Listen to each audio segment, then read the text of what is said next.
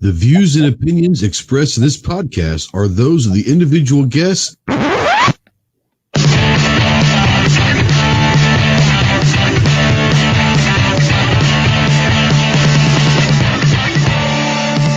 If you're a sensitive snowflake that may get easily offended, then turn this off immediately. If you want to hear the real truth about the gun culture, then stick around. This is the Armed Citizen Podcast.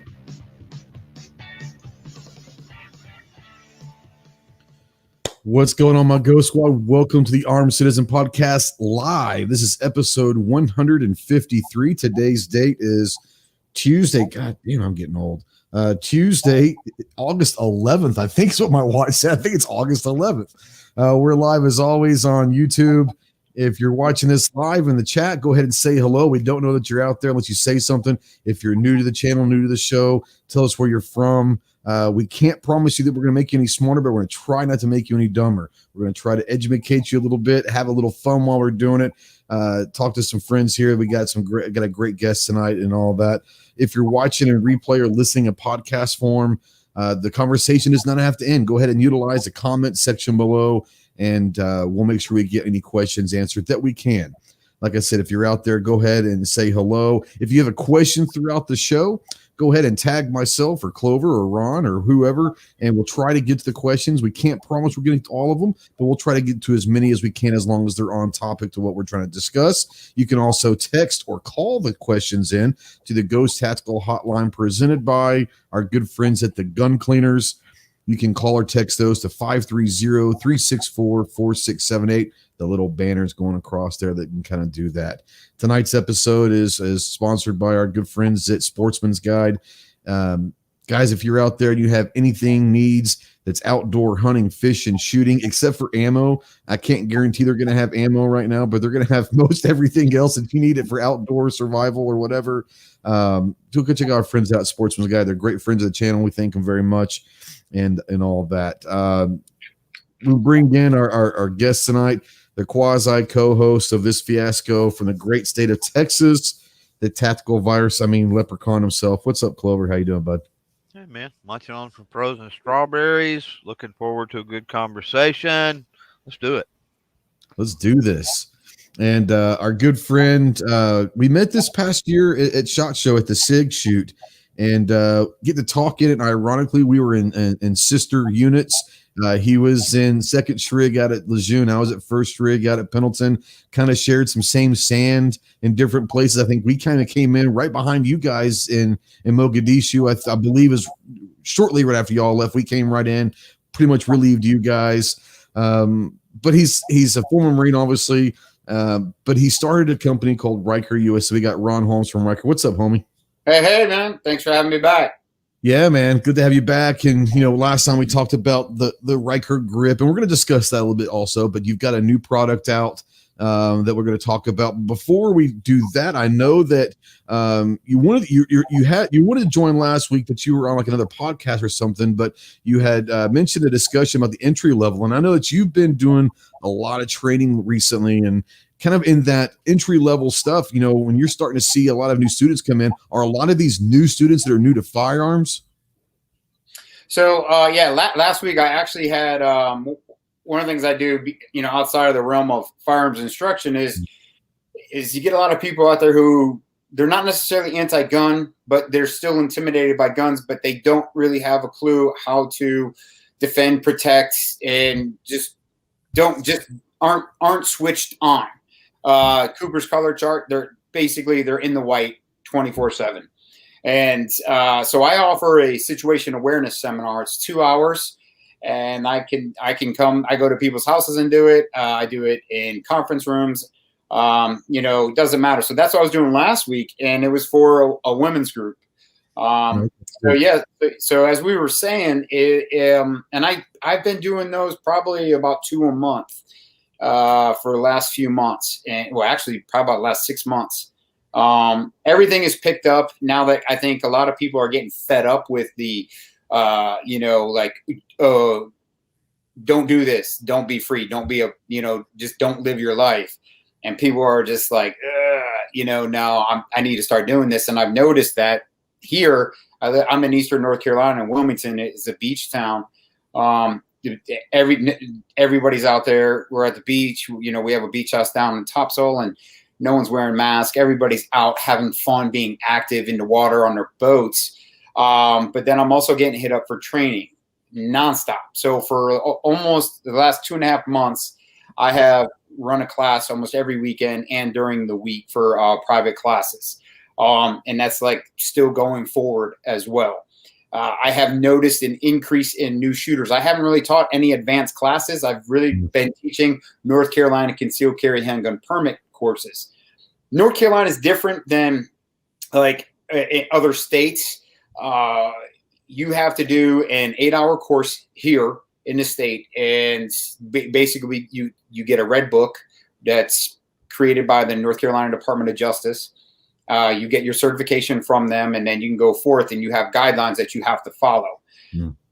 So I essentially take the red book and I turn that into a 6-hour pistol 101 on the range. Types of guns, how to break your gun down, clean your gun, types of holster selection. So we start building up that responsible gun owner from the ground up and developing that concealed carry lifestyle mindset. So we go into that, and then we go into we get them kitted up. We talk about, if I carry this, can I wear that? If I wear that, can I carry this? And just start getting them to think differently. And we then go into dry fire. So we'll do by the numbers, 4 count, 1, 2, 3, 4, on their presentation out of the holster, same back, mag changes, get them comfortable manipulating their weapon with no rounds in it. So then we go back, then we come back out, and we start with single shot drills. And the first time that these brand new shooters pull the trigger, they've already done it 75 times in dry fire. And that's completely new to them. Now, a majority of the instructors here, you only have to do a 30-round or 40-round qualification. Most of the instructors here will read the red book, rush them through it, take them out. You shoot your 40-round qualification. You go back in, you take your test. They give you a certificate and send you on your way.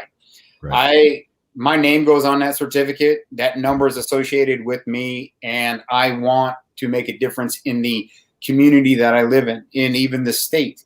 And so it even says in there is like it's up to the instructor to adhere to a higher standard, and that's what I've done. I've been teaching this class for 11 years, and I think I go to a higher standard. So in my class, you're going to shoot, depending on class size, 150 to 225 rounds before your 30, 40 round qualification.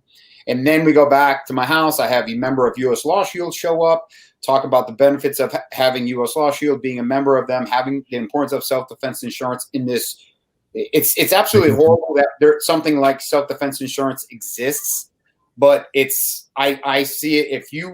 If you have a firearm in your home, if you carry a firearm, it should be a priority in your life, So we come back to we go back to a classroom, we do that, and then we have to do 2 hours of castle doctrine law as it pertains to North Carolina. Is that mandated by the state? Like you have to do castle doctrine? Okay, I got you. 2 hours. 2 hours. We are a castle law state, aka we live in America, and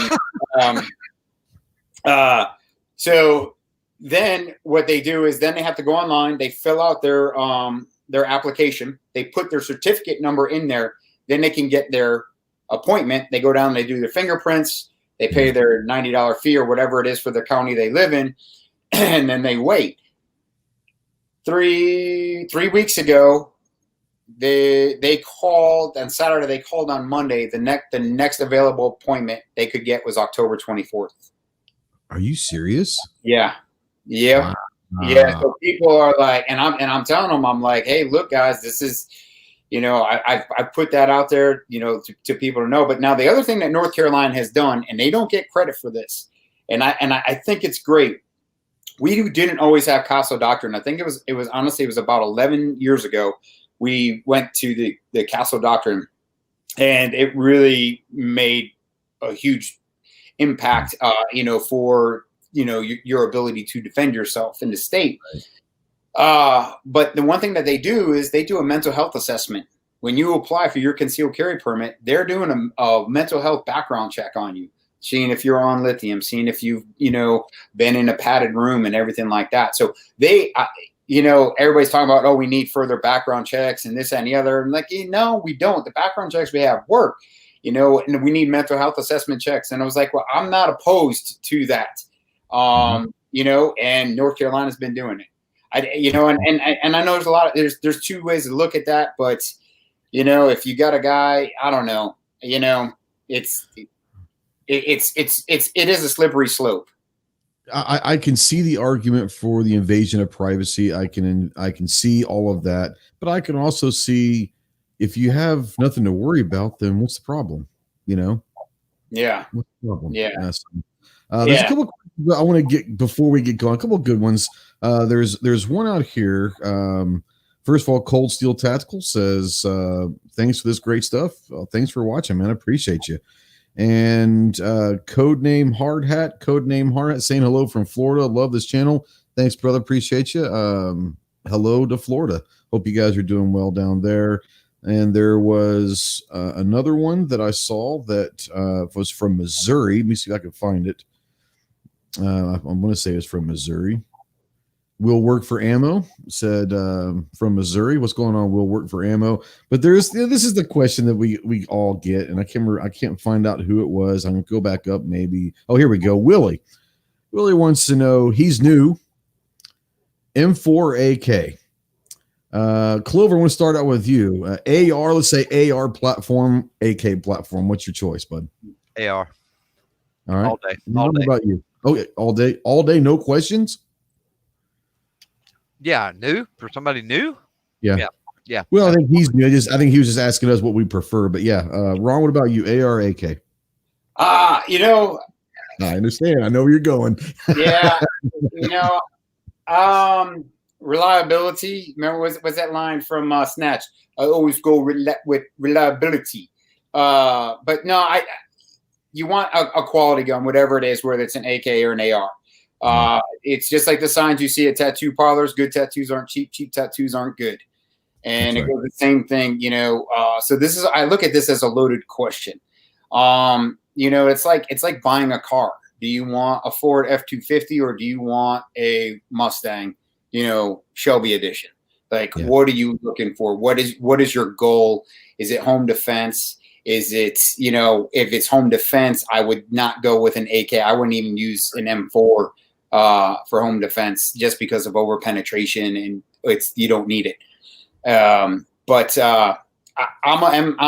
to lean more towards what I've invested more in, and that is the M4 platforms.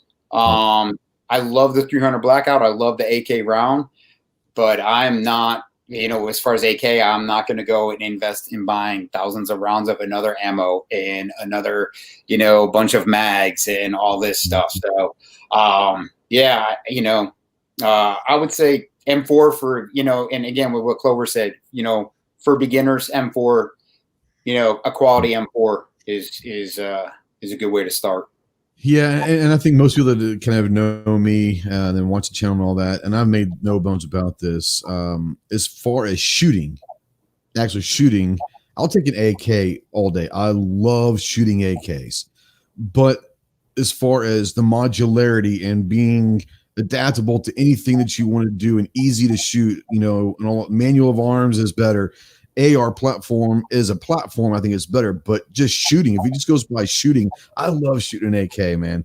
I tell you all, I had never shot one until I went to foreign weapons training, and you shoot the 47s and the 74s, and you're just like, holy shit, this stuff's good, what's everyone complaining about? I get it. This is good stuff, So I love shooting AKs, but I would say an AR M4 platform is going to be the best choice right now because you can do so many things with it. Go ahead. Yeah, I was going to say you got to shoot an AK with a Riker grip. Definitely. I think one of mine has availability that I could get on the side of it. But yeah, so we're talking about the Riker grip. This is it right here, and this is Ron's first invention and first product that came out. Not even a year ago, was it? I mean, it was. No. This September will be 3 years we've been on the market. 7 years. Did you release it or something? Did you redesigned it or something, or what? What came out in January? Was it just Oh, okay. For some reason, I thought it came out in January around SHOT Show. I don't know why. I thought No, it came. Yeah, we bent September. September 26th will have been on the market 3 years. So let's kind of, before we go to the next part, let's talk about the grip. And like I said, I've got mine right here. I love it. Kind of show people, if you want to talk about the advantages of the Ryker grip. So I initially invented the Riker grip for pain management. I retired from Marine Special Operations Command in 2010 and went right into, I did 5 years of government service post-retirement until I had cancer. And when I retired, I had, or prior to retiring, I had bilateral shoulder and elbow surgeries. So I've got rubber bands that hold my shoulders in, and I've had 3 surgeries on each elbow. And this just competitive shooting and all of the traditional methods that were out there were really causing a lot of pain, speeding up fatigue in my support arm. And I just felt like I could there was something missing. I needed something better to help me do my job. So I started hacking things up, and boom, I came up with the side mount, and then, then we went from there.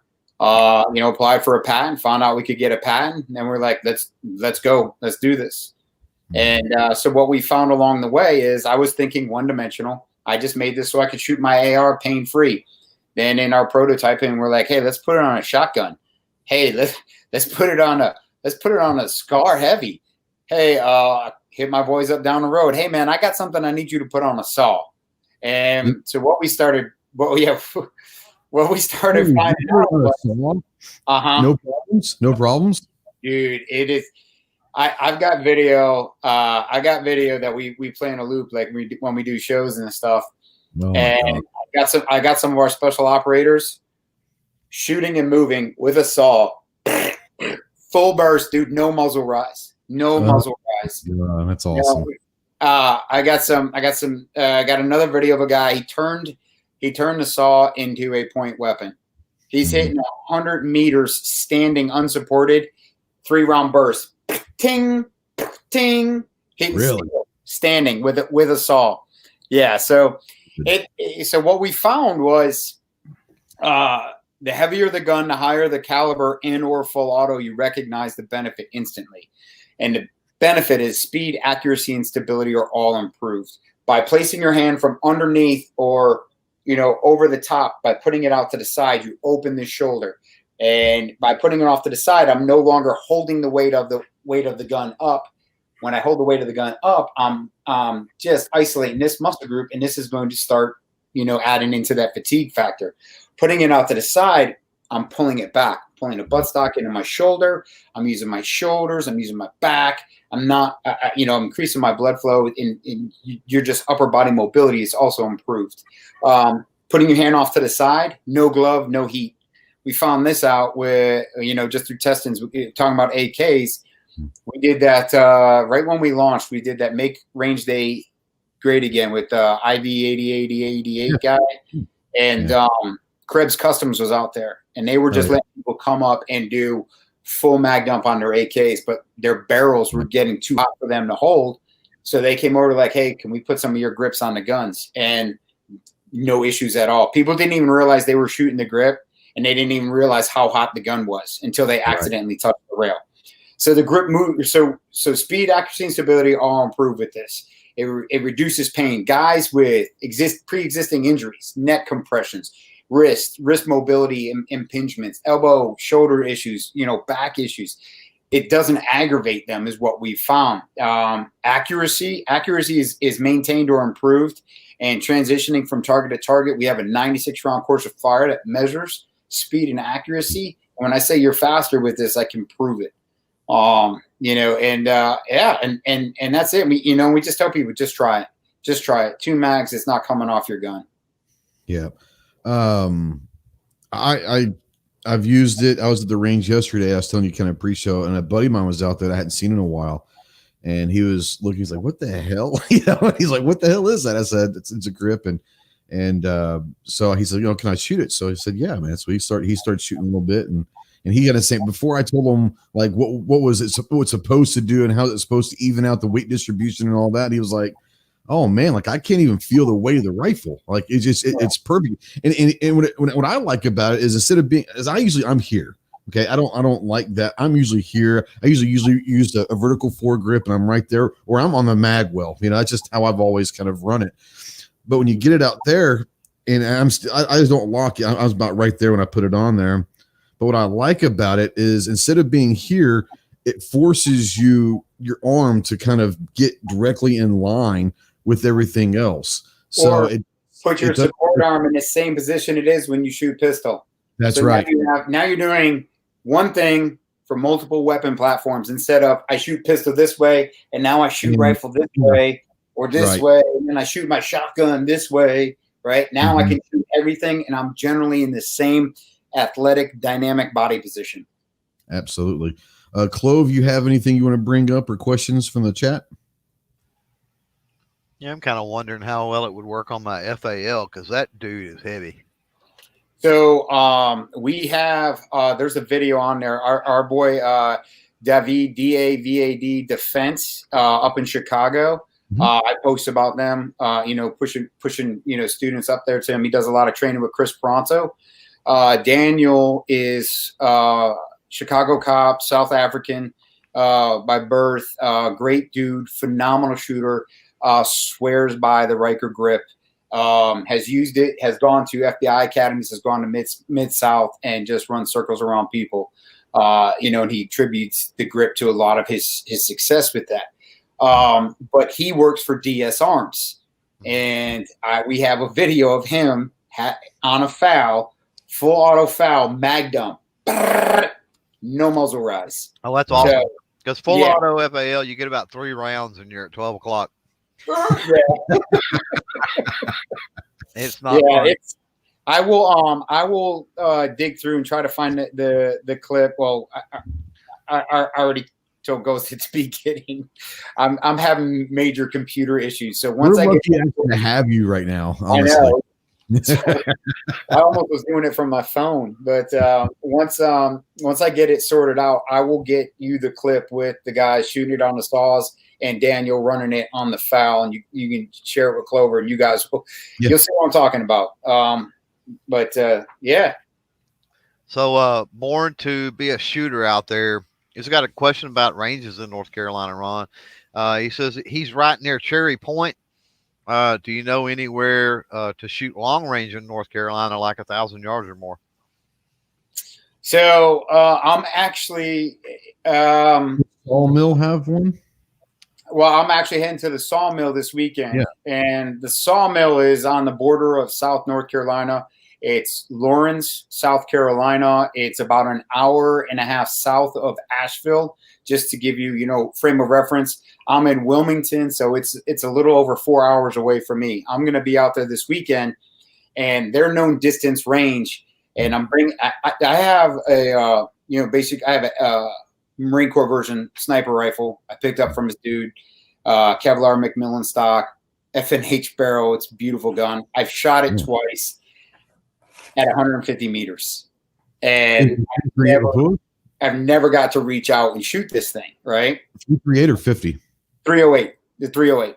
And the Sawmill. Check out the Sawmill Tactical on social media. Scott Puckett is one of my best friends. He runs it, and he's doing a lot of great things up there. But their known distance range is steel every 200 meters out to 1460. So that's an option. Hit Scott up, tell him you saw this podcast and I sent you to him. And hopefully he should be able to help you on that. Other than that, my ranges that I use down, it's close to here where I'm at. It's outdoor range is beautiful, but the biggest distance I have is 135. So there's not a lot of reach there. But I don't really know. Tigers, what is it called? The Range Complex has some pretty long ranges. Out towards Charlotte, I know Blackwater's out there. I think that they have some type of range complex out there also. So I know that it used to be open to the public, and I'm sure it still is. They have a portion of that range that you can get on. So, but I didn't know if it was still or not. Yeah. So Pink, a good friend of ours, Pink, he says, I heard through back channels that using the Riker grip almost always guarantees you a trophy girlfriend or a future trophy wife. So that's a good marketing ploy right there, you know? Hey man, I mean that might have to be a new hashtag. Riker grip hashtag trophy wife. I like it.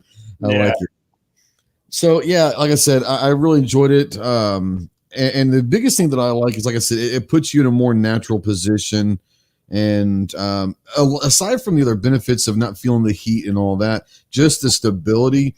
I know that you've got Addie that's doing a lot of competition shooting with it, and she seems to be tearing it up. And so it's not just for training or anything like that. A battle rifle competition is, like you said, you're faster, smoother with the transitions. Well, you know, the thing that and we didn't, again, there's so, like I said, when I started this, I was thinking one dimensional. I just want to shoot my AR pain free. Right. I wasn't thinking beyond that. And, you know, we've had so many other things that have just appeared and happened. And it's, you know, we're extremely fortunate that we're presented with these amazing opportunities like Alpha Addie. Alpha Addie was having trouble holding the gun up. Yeah, he's tiny. She's tiny. And she got the grip, and then she's like, boom, boom, boom. Now her little sister Tristan's rocking the grip also. And then we got Pineapple Shooter Reagan down in Florida.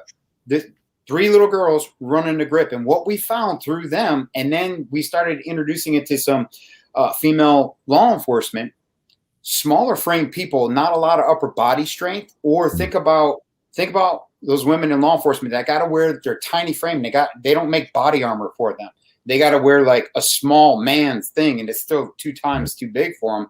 They can't really grip the gun traditional methods. The grip gives them the ability to do it. So if you have shoulder issues, if you have, you know, just you're missing some strength or something like that, you know, the grip will assist you.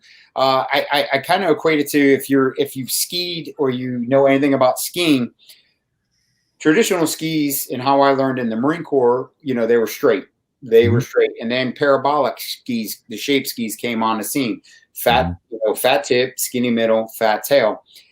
Parabolic skis give you the ability to ski better than you actually can. The equipment is working with you and not against you. And so that's kind of what the grip does. The grip works for you. It works biomechanically, how your body's designed, how you do everything. We shake hands like this, right? We put our hands forward. You know, you're in this athletic stance, you know. So it goes, you know, right along with that. Yeah, 223 out there wants to know, can you put a Riker grip on a Mini 14? You ever tried it yet? So I haven't tried it yet, but how much of a rail do you actually need? It's not much. Maybe if you have rail space on the side, all you need is a minimum 3-inch piece of Picatinny.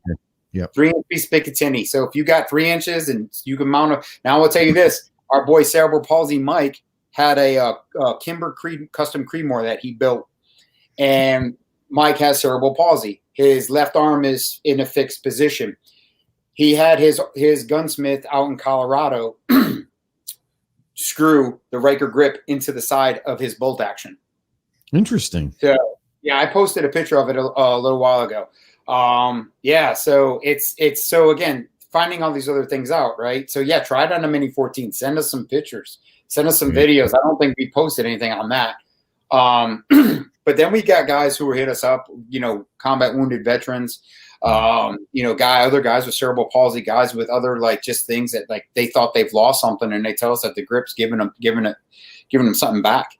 I was fortunate enough to take Kyle Carpenter to the range, and he and I have become like just great friends. I absolutely love that kid, and the grip has given him the ability to shoot an M4 again.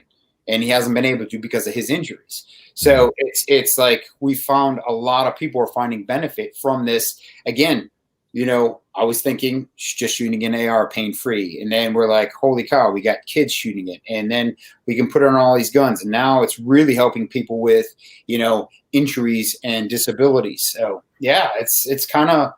You never know, amazing. man. Yeah, you never know. It's awesome. There was a question. It's off topic, but it's an interesting one. talking about ranges, says he's seen some ranges do not allow. Now, Jacob, let me give you a backstory. Jacob's a young, early 20s, just getting into firearms. He's been coming around for a while, asking a lot of awesome questions. He's new, and he's one of the very few young people that I know that's not afraid to ask questions. So welcome back, Jacob. But he wants to know, a lot of ranges don't allow select fire firearms that include ARs.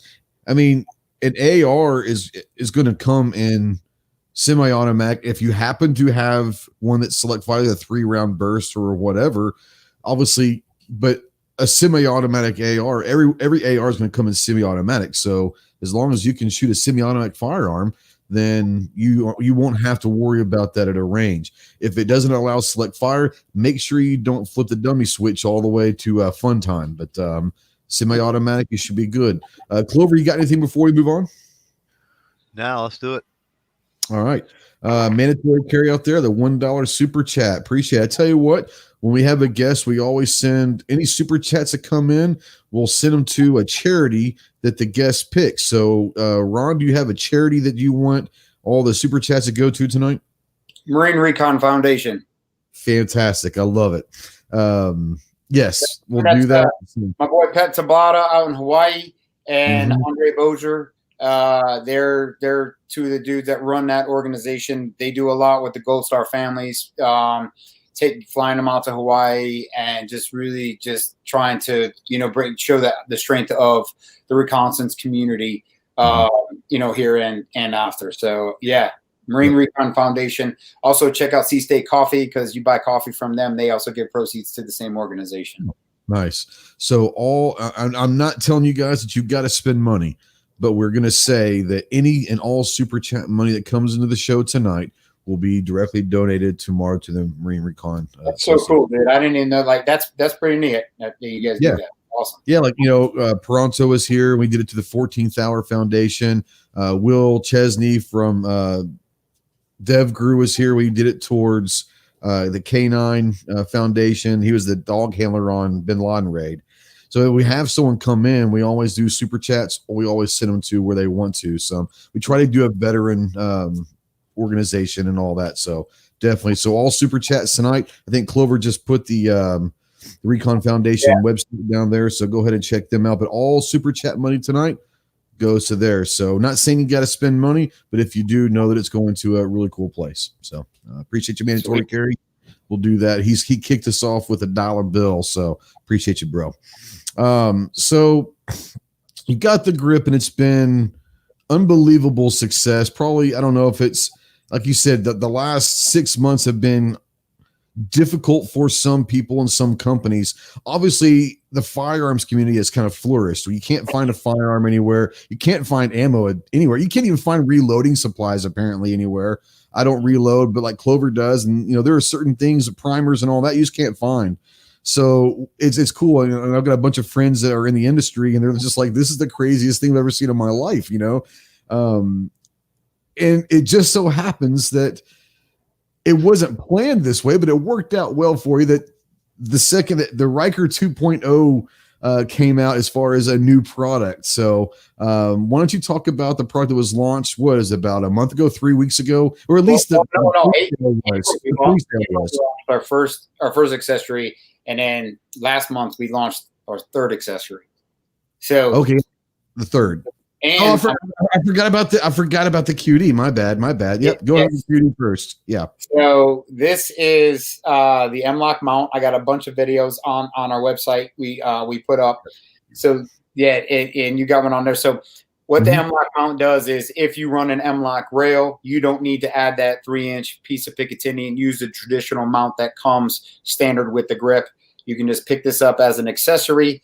It is ambidextrous, just like the grip. We got our Riker logo. Let me get that up there if you guys can see that. We got our Riker logo on the top. So as long as the Riker logo is on top, whether it's on left or right side of the rifle, you'll be straight up. Now, we recently just started on our website ideas at RikerUSA.com. If you have something that you want to see us make better, see us make something, if you have an idea and you want to collaborate with us, ideas at RikerUSA.com. And we are going to use that and give back to you guys and give credit where credit is due. Now, because this already existed, we had a handful of guys reach out and be like, man, I love the grip, but it doesn't matter if it's the M-LOK mount or if it's a standard mount. I can't get my hand all the way around. So we heard and we listened, and we have the long post. So you guys can kind of see the difference right here. And that little quarter of an inch right there, all the guys with the Gorilla Meat hooks that we sent this to have came back and said problem solved. And I absolutely love it. So this is going to be on the website pretty soon. I will be doing a video on this showing you, like, I'm going to have all three mounting options on a rail, so you can see the difference on the profile. But yeah, so we have M-LOK short post and M-LOK long post for big old meat hooks. Now that we launched that in April. We're pretty psyched about that. It's done really well. And we've gotten a lot of good feedback on them. So the next thing is we're really trying to, and again, we're a small business, and, it takes money to make money. And sorry, guys, I thought my battery was plugged in. I got to find a plug in a second here. No worries. Go ahead and find it, because I want to answer a question. Jacob's out there want to know what exactly you guys make. And like I said, they've got 3 products out there right now. The first is this Riker grip, and it's phenomenal. Then you have the QD mount, and then the third that he's just released within the last month or so is what he's getting ready to talk about. And I'm gonna go ahead and give it. It's this sling right here, the Ryker sling, and a lot of people that know me, I'm not a sling whore. I don't just try any sling. I'm actually kind of a sling snob, if that makes sense. I'm one of the guys that I will find a sling that I like, and I kind of run it until I just can't run it anymore. That's just kind of how I am. But I'm always looking for something that's going to give me an advantage. And what I like about this thing, I'm going to let you go into the particulars, but just to start out, what I like about the swing, the Ryker sling, is it's so easy to run and manipulate. You can run it as tight as you want, and especially with a kit on. I was running it really tight with the kit, but with the bungee, it's still enough movement that it's going to be able, and with that grip, it works great. It's going to keep everything real tight and compact, which I like that.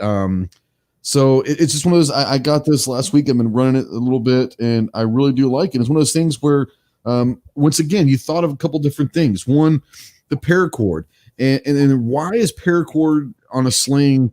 People don't think about that, but if you're talking about survival and prepping, if you're in a shit hits the fan scenario and something happens, the great thing about having paracord is it becomes an instant freaking tourniquet if you need to. It can turn into anything that you need. And I want to ask you real quick about how many feet of paracord are on this sling that you have access to if you need it. Do you know off the top of your head? I don't. I will give you the technical answer: a lot. A shit ton. Yes. Yeah. So yeah, I really do like it, but go ahead and talk about some particulars and all. I really have enjoyed it. I've got the OD green one, and I know it comes in several different colors, but I love this sling so far. Yeah, so it comes in black, OD, and FDE. And what we've done is you've got the option when it comes with QD mount, and we're going to change this up, but it comes with a QD mount and it comes with the HK clips.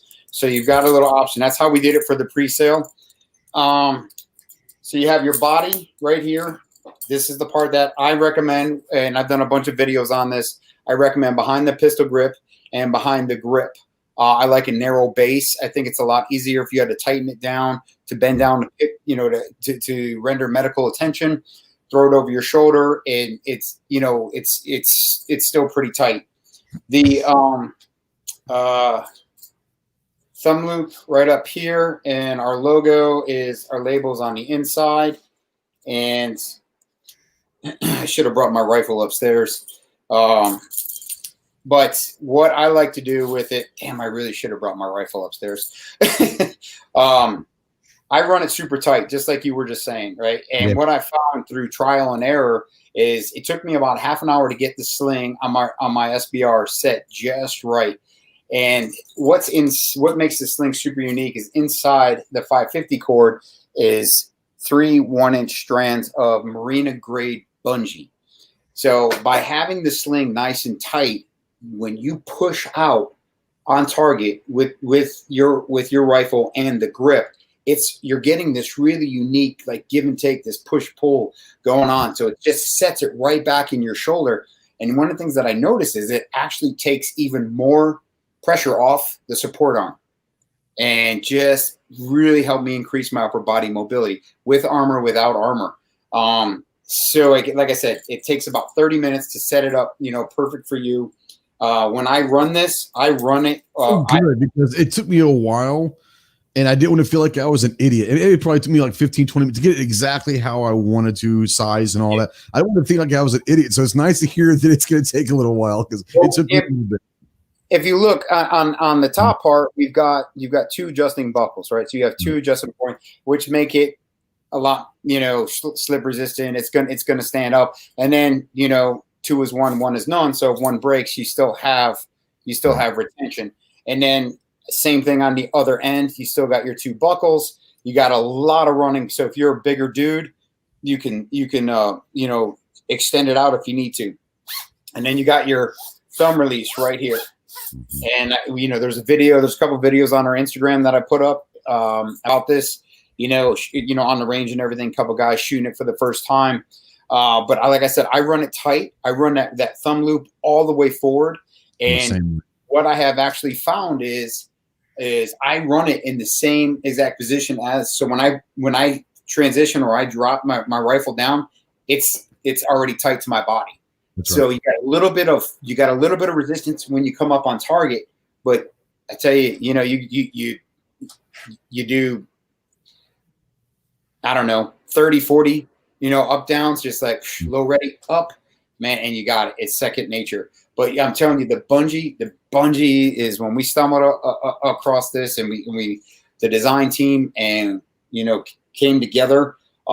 This is it. This is kind of like one of the things, like, I always say there's a few things like a concealed holster, a backpack, and a sling. I'm going to go to my deathbed and not have found the perfect one. And right now I can take sling off that list. So, but yeah, so it's, like I said, we just released it in a pre-release, a pre-order, for our email list, and it should be available for all on the website at the end of next week. We're just trying to, again, these guys, this is our manufacturers. These guys do a great job making this, and this is quality. It's quality. It really is. So we're building up some inventory again. So for every, we've been hit up a lot, like, hey, when it's not on the website, it's not on the website. Like, I know, and we're just, please be patient. They will be on the website, hopefully by the end of next week, along with the long post. What I love about it, and you'll know what I mean, and Clover, you can jump in on this as well, but what I like about it is all the stress points on the sling, none of them are plastic. The stress points are gonna, they're not gonna, you don't have to worry about them failing or anything. They're gonna handle whatever stress you want to put. You look up here, the QD mounts are all metal. You've got a metal where it connects to the sling itself. So all the stress points in that sling aren't going to be cheap plastic. They're quality metal. They're going to hold up. Like I said, I'm kind of a sling snob. I'm not one of those that are just going to find a sling and say, oh, whatever it is, that $4 sling over there. A sling is the holster, in my opinion, for your handgun. It's the same thing. You're going to have a handgun without a holster. What the hell do you have? A sling, for me, is extremely important. So when I do find one, I run it. And I've got another kind of company sling that I've run for a couple of years that I really do enjoy. But for this, what I like it with other slings, I have to run it just a little bit looser than I want. And you'll know, and both you guys will understand what I'm saying. If you get it too tight, then sometimes get presented and in the gap, it can't get there. So you have to loosen it a little bit. Now it flops a little bit. With this, you can keep it tight, and there's enough of that bungee that's going to get you another inch or two. But that inch or two is the right amount of space for me to go ahead and get that in the shoulder and be perfect. So I like running a tight sling. This is one of the first slings I've been able to run tight, as tight as I can, and still be able to shoulder that rifle. So I love it. Clover, do you have anything that you want to ask or bring up about the Sling yet? No, I mean I'm curious about with the bungee.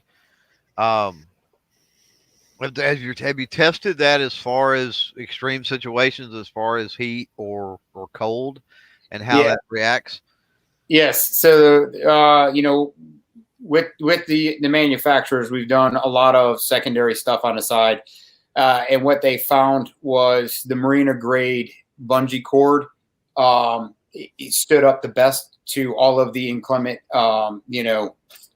tests, like the temperatures, the hot, the cold, and everything like that. So yeah, we have done that, and all the buckles that are that polymer on here, they're basically made out of the same material that the grip's made out of, the glass infused polymer. Awesome. I got a $5 super chat from Fixed Bayonets out there. Appreciate you, bro. Like I said, all super chats tonight are going to the Marine Recon Foundation. So as I said, we're not asking you to spend your hard-earned money, but if you do, understand that tonight they're all going to a really, really cool foundation. Razor JB says bungee, which I think, thanks for putting that out there, Clover. It says bungee. Now, there was a question up here. I don't, because mine's attached to my rifle, but I'm imagining that Ron might. But 223 wants to know, do you have a grip laying around loose somewhere close to you so they can see what it looks like? He might have one around somewhere. I don't know. I'd have to run downstairs real quick. Yeah. You can go. I put the website earlier. It is right above your comment, 223. I'll put it right there. It is RykerUSA.com. And the very first picture that comes up on the website is that beautiful grip right there. So it's going to be different. Now, here's the interesting thing that you and I were talking about when we were in Vegas. I don't know if you've had a change in it or not, but at the time, the only thing that you were a little miffed about was that the ATF said that it was a vertical grip. Is that still the ruling right now? Yeah. So you couldn't put on a pistol. That doesn't make any damn sense to me. I'll tell you that we're victims of too much government, and it's horizontally mounted. So how can you put it in vertical category? It's horizontally. It says it in our patent, horizontally mounted, right? Correct. So I don't know. I'll tell you is that was not an easy process. We actually had to involve our state senator on that one because the ATF was just not following their procedures and kind of had to hold them accountable. So if there's anybody that's really hoping that was it, the NFA goes away, it's us. Because I'll tell you, we get up. There's like a lot of questions we get to hit up with weekly, and the one that is the most consistent is, can I put this on a pistol? Now I will tell you this: CQB, man, it'd be awesome for a little 8.5-inch CQB. Oh my god, it'd be great. You should go. A couple days ago, I put a picture of a dude put it on his Roni. Oh, really? Yeah, it's pretty sick. So I'll tell you, we got people that are just like YOLO, and they're running it on their pistols and on their CZ Scorpions, and they're just like, come get me. I was sitting there and I was thinking, and I'm not telling anybody, I am not advocating breaking the law or anything like that.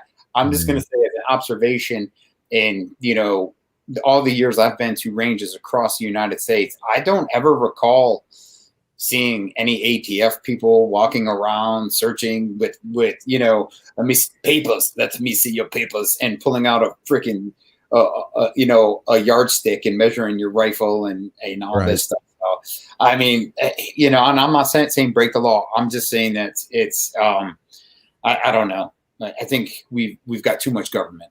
I'll just end it with that. A lot of your stupid laws are simply there for compounding effect. So they've already got you on something. What else can they pile onto it, right? Yeah. It's called the seatbelt law. We can't pull you over for the seatbelt, but if you're speeding and you don't have your seatbelt on, we're going to go ahead and tack that on to the ticket as well. So yeah. I want to make an apology. I didn't realize, but Fixed Bayonets out there, $5 super chat, is a female. I didn't mean to call you brother. My bad. I didn't notice the picture, but thank you, ma'am, for the super chat. I don't want I picked up on that, and I was like, I just assumed you knew them. And I'm just not very smart, man. There's my dinner for the night, you know. Speaking of which, we got a brother out there, JMA's out there. Hadn't seen you in a while, brother. Semper Fidelis, welcome back. JMA's Marine as well, so he's haven't seen him in a couple of weeks, but he's probably been busy. But it's good to have you back, bro. Let's see. I know he's a dude, so. As far as the sling or anything, Clover, do you see anything out there that I missed out in the chat, or do you have any questions aside from the bungee side of things? No, I think we've covered everything so far. I think we got everybody caught up. Okay.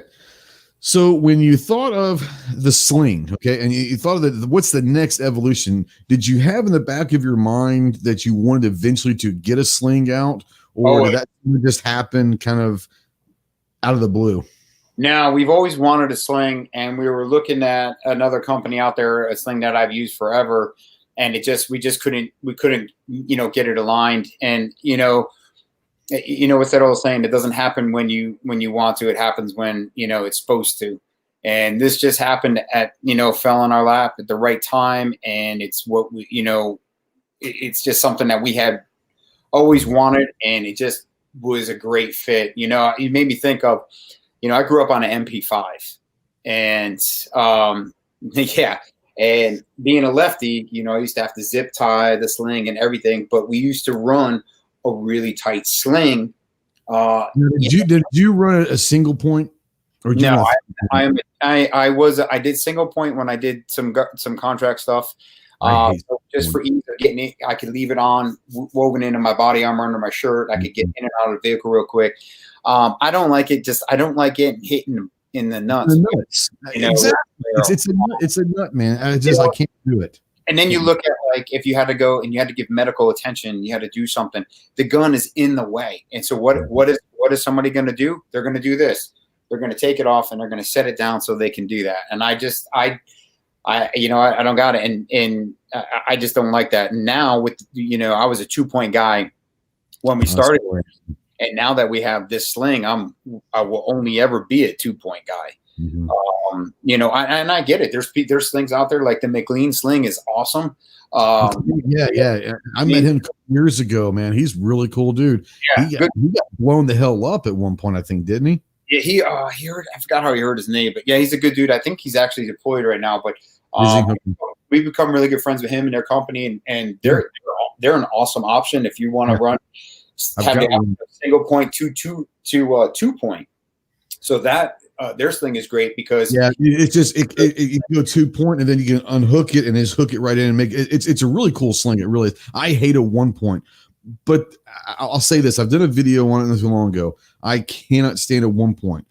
I understand the workability in what the 1-point gives you, but I'll run a 2-point, and if I need to run like in CQB or something, I'll just kind of take my arm out of it and just kind of run as a big 1-point if I had to. I just don't like a 1-point. Like you said, it kills the nuts. And I can't in a 3-point. I don't like the 3-point. To me, it's just too much busy and too much stuff going on and all that. So I'm just saying a 2-point guy. Fives thing was, I think it was kind of a 3-point. It was like that's what I was asking. Did you run a 3-point in the MP5? Because it was a weird 3-point, but it was a 3-point. I guess technically it was a 3-point, but it was weird. I didn't like the way we had to run it. Yeah, but no, and so then like we would do sling assist where to simulate your buttstock broke or didn't open, and you would have to push out with the sling and hold it like that. So. Thinking about all those things and where we're at now with the Riker sling, it's just and that's the thing too is with the Riker method of shooting and the Riker grip, the sling will work on any rifle. But what we're talking about, how we like to run it tight, you're not going to be able to do a traditional grip, thumb over or palm underneath, and run it tight because the bungee will actually pull it back. You need that resistance from the grip in your hand. So I might have to kick Clover out. No, I'm just kidding. He's being a smart ass out there, but I like a 3-point. He likes a 3-point because it has the most points. So it must be the win, right? Not really. I like if you're locking into a sling for precision purposes. Yes. You've got more contact points, and it's just, no doubt. more versatile that way. So different application. Yeah. I know Jacob had a question, Clover. What was the question that he had out there earlier? Well, Jacob's new. He just got his first firearm, not too long ago. We all know that. And very simple question. What's the difference between 1, 2, and 3 points? There you go. It's basically simple. When you talk about 1, 2, or 3 points, it's how many points of connection does that sling have to the rifle? 1 point. So you have this sling. It's got 2 points on the end, but only 1 point's going to connect to 1 point. Usually, it'll be a closed loop. Yeah, it's usually going to be about right here on a 1 point. Typically, you can have it, but it's usually going to be right there. A 2 point is what I run, and then a 3 point. You've got. It's just the connection points. And like Clover said, a 3 point, they're all good. Okay. I'm not going to trash any of them. It's a personal preference on what you typically run with, what you're doing with that. Like Clover said, for precision, the 3 point might be better for you. For the guys that do a lot of CQB, I hate it, but a 1 point gives you a lot of flexibility. If you know how to work a 2 point, the 2 point, in my opinion, is a jack of all trades. You can do anything. If you need to slide up under, you can really get a nice tension with that sling and really do a supported stance with that sling. You can go CQB with it if you know how to work it as almost a quasi 1 point. A 2 point sling, I really like it, but that's how I learn. I learned the old GI sling in the Marine Corps. That's where I learned to shoot. So I'm partial to that. That's probably why I'm more partial to that. Is I learned how to run that sling however I needed to run in any given situation. So Ron, I mean, you talked about your favorite is a 2 point sling guy, but when you're talking to someone who's a beginner, is there any advice that you would give to a beginner to figure out which one that they would like the most, or is it just say, hey, try them all out and figure it out? Well, before I get to that, mandatory carry just said, in range described the proper way to use a 3 point is to cut it up and throw it away. That's what I was laughing at. So I like it.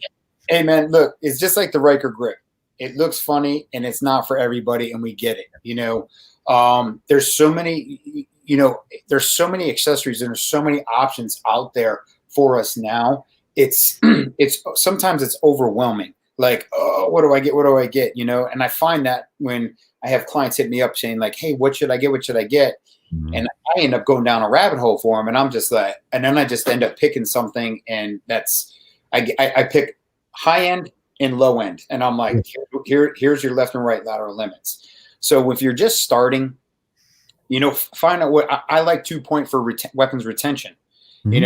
If you think about having a single point on there, and if you came into, we'll just say like you're in a peaceful protest and you're out there with some fellow Second Amendment people and American flags, and you have a single point on and you get some big gorilla that comes up on you and grabs your barrel and he outweighs you, you're going to go for a ride.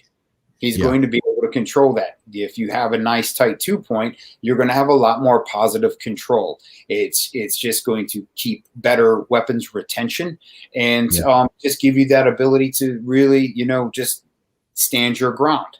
The 3 point just falls right in line with what I just said about a 2 point. 3 point has a lot of advantages, for other types of shooting. But I would say try everything. Try everything. I have what I call the box. It's boxes of empty promises, and it's just equipment that I have tried, and it didn't meet my expectation for whatever. But that didn't mean I throw it away. Somebody else might use it, and then I also use it as demo gear in all my classes. So I'm like, hey, this didn't work for me, but it might work for you. And again, too, in 90s Marine Corps, we did not have money. We were using, like, literally when we say this, we were using like GI slings that were left over from Vietnam, and I'm not bullshitting you. Those black, I guess they were nylon is what they were, and the fucking clips kept bending and breaking. It was just like, oh my god, we were duct taping the shit out of those just to make sure we could hold them on. I mean, good lord. Leather helmet with the metal clips. And people don't realize we didn't have kits. We didn't have plate carriers. We had flak jackets. we had these 40 fucking pound flak jackets that basically what they are is they took weighted vests that the mafia would throw people in the river to sink them, put camouflage on them and said, here you go. This will save you. Fuck no. Yeah. But so being left-handed and there was nothing. And so I learned this is where my creativity comes from, is being a lefty. I've had to always invent. I've had to always create and find things that, make them work for me, especially in the tactical realm. So it hasn't always been the easiest on that, but there's so many options now.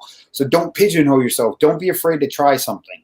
And then I would say also save your receipt. If you don't want to have a box of empty promises, hey, most people, they'll take it back.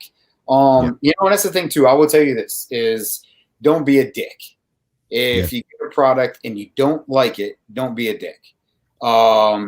Because, again, this is coming from a small business owner. We really pride ourselves. We tried, and I know we'll miss one every once in a while, but we really try to provide really good customer service, whether it be an email or a DM, or whatever, somebody reaching out to us and, leaving us a message on a picture on Facebook or something. We do miss some, but we really strive to be good at that. And there's 3 of us that are constantly working that. And we're open to all feedback, but again, what we were talking to Marine Corps, don't just give me the problem, give me the solution as well. I know what the problem is. Tell me how to fix it, and that's one of the reasons why we went into, we launched ideas at RykerUSA.com. I love that. Which is really cool, is because we are in development of our 4th accessory, which is going to be called the DC mount. So if you come up with a good idea and you send it to us and we collaborate and we make it, we name it after you. So it's now the DC mount. DC is for our boy Doug Curtis, who came up with the idea to fill up the dead space between the grip and the rail. And this is going to be a very, very good go-between until we can get the integrated electronics built into the grip. So this is step 1 into the integration, basically. This is I don't want to call it a Band-Aid, but it's an option. It's an option. It's going to give you it, instead of having to reach all the way over to the top of your rail, right? You're just going to be able to go, doop, doop. It's going to be right there, right next to the grip. So, so that's that. I think I've already said too much. But seriously, so it's the DC mount. And again, when we launch that, it will be just like the Sling, just like the M-Lock mount. It'll be in a pre-sale for our email list. So if you guys are interested in that and you want to get in, because obviously we do it all at a discounted price, go to our website and get your email in there so you can stay up with everything we're doing. And we want to be upfront, with everything. Like I said, if you got an idea and we can go forward with it, we'll collaborate with you, and move forward from there. After that, we're probably, it's nothing big, but we're going to, and this is only because our manufacturer, they're not going to be set up to do this until the end of October, but we're going to be making our own Picatinny rails now. And the only difference is ours are going to have our logo on them. So, why not? But what we're trying to do, what we're also working towards, is bundles. So we want to be the weapons accessory. Mounts, all of it. Yeah. Boom. And then each bundle is going to be named, have a specific name for a specific reason, and it's going to tell a story about whatever it's named after. And and then it just goes from there, and then we're just going to keep growing and like I say, it's a long hashtag, but changing the world one grip at a time. One grip at a time. Mandatory out there says he didn't know much about a 1, 2, or 3-pointer. Could you do a video? So I did several months ago. I never wanted to do a Sling video because everyone's got a Sling video, but I kept getting people emailing me and asking me in comments and stuff to do a Sling. So I did one a few months ago. So if you're interested, I put the link out there. It's my Sling video. I tell you how I run a 2-point and in different ways that you can manipulate a 2-point into being whatever you want it to be, because I think people just talk about the actual points. But like I said, if you learn how to run a sling properly, you can make it into whatever you need it to make. So I did a video on there. I wasn't using the Riker sling at the time because it wasn't out yet, but I might have to do an updated one. But kind of going back to the sling is when I ordered mine, I went on the email list, and I'm on the email, so I went in there and ordered. I was surprised that not only was the price like phenomenal for this quality of sling, but you also kind of threw in a little extra swag for us. And I think you're wearing something that I got a red one, I believe, and it's right over here. But yeah, the price was phenomenal. I was like, because like you said, you can go buy a cheap sling. Anyone can go buy a cheap sling, and it's going to fail the second you put it through some shit. If you're looking to buy a cheap sling, then go buy a cheap sling, and no one's going to dog you on that. But if you're looking for a sling that can really kind of do everything and be under the situation, it's just like anything else. You're going to have to spend some money on it. But I was really surprised that the price was not what I thought it was going to be. It's not even as high as some of the other slings that I've got. So, and it's a great sling. So do you want to talk about, I know you can't really talk about the bundle, but I do like the idea of the bundle. So are you talking about you might have a grip and a mount that might be a bundle, and you might have the grip and a sling, a different how are you talking about the bundle? It's just different. Yeah. Okay. Yeah. So we'll have like, M-lock mount, short post, long post, sling, grip, t-shirt, Picatinny rail, we're working on some other things too, or the DC mount. So you can get like all encompassing. And in the bundle, obviously the benefit to buy a bundle is is just a better discounted price. So yeah. 223 was if I've done a video. I've shot some B-roll with it. I've been working with it recently, and I'm going to do a video, but it's going to be not just the grip. It's going to be the grip, but it's going to be the grip and the sling, and a combination of the features that both of them working together are going to bring the shooter. So I'll have a video out pretty soon, and it'll be the grip in there, but it'll be the grip and the sling combined into one video. So that should be up probably next week. I think that's where it's coming out, is next week. If these guys want, our YouTube channel is Ryker USA. I got a bunch of videos on there. I actually did a sling review on the McLean sling. Yes, you did. On there, and but I've also got a couple videos on there talking about why I like the 2-point and how I run it. So check that out. And if I'm doing a video, what's up? Yeah, I'm going to put your link out. I'm going to put your link out to this YouTube channel out right now. So that's the link to Ryker USA's YouTube channel. Yeah, so there's a lot of things in there. So obviously, I have to do videos for my products, so they'll be on there. But this is something I'm not the most versed in. I'm not into. I've got a couple of different shotguns, but I'm not a big shotgun guy. I know Clover is, and Ron, you can jump in here as well. I'm going to start with Clover, though. But Jacob wants to know, what slings would you run for a side-by-side shotgun? Pretty much run any sling that you want. The thing is, he's saying it doesn't have mounts. Yeah, it doesn't have mounts. Here's what you're going to do. I mean, and you can get these. Uncle Mike makes them. Several other companies make them, but you're going to have to get you some screw-in swivel studs, sling studs. It won't be expensive. You can probably Amazon those for less than $10. But you'll have to drill you a pilot hole, screw those in. I will tell you this, with it being a side-by-side, one thing that you want to pay attention to when you're putting those sling studs in is the front handguard. It's only going to be so deep, so you might have to actually trim the threads, trim it back on the stud a little bit so that you don't get into the metal. Yeah, Ron, do you have a suggestion on a side-by-side? I mean, do you run anything in particular? I don't. Dude, I'll tell you, the first gun I ever bought was 1992. It was a Mossberg 500 and a Camp Lejeune PX, and I still got it. And I've actually rattle canned it recently. It's got this really cool Rhodesian pattern. I did everything. I did the light mount, the grip. But what I did was I put an Magpul MOE pump for the Mossberg 500 on there and got the MOE rails. So then what I did was I put a QD mount on the bottom of the pump. Now, before I did that, I had this like little figure 8 thing that goes around the tube and the barrel, and that has that little swivel that I could put the HK clip in if I wanted to. I've got one of those, adjustable buttstocks on there, and it had the QD hole in the back. And I don't like running, and I've never liked running a sling on the buttstock. I just find that it gets in my way. So what I did is I found like one of those, I think it was actually from a 3-point that I had, like just a little Velcro strap.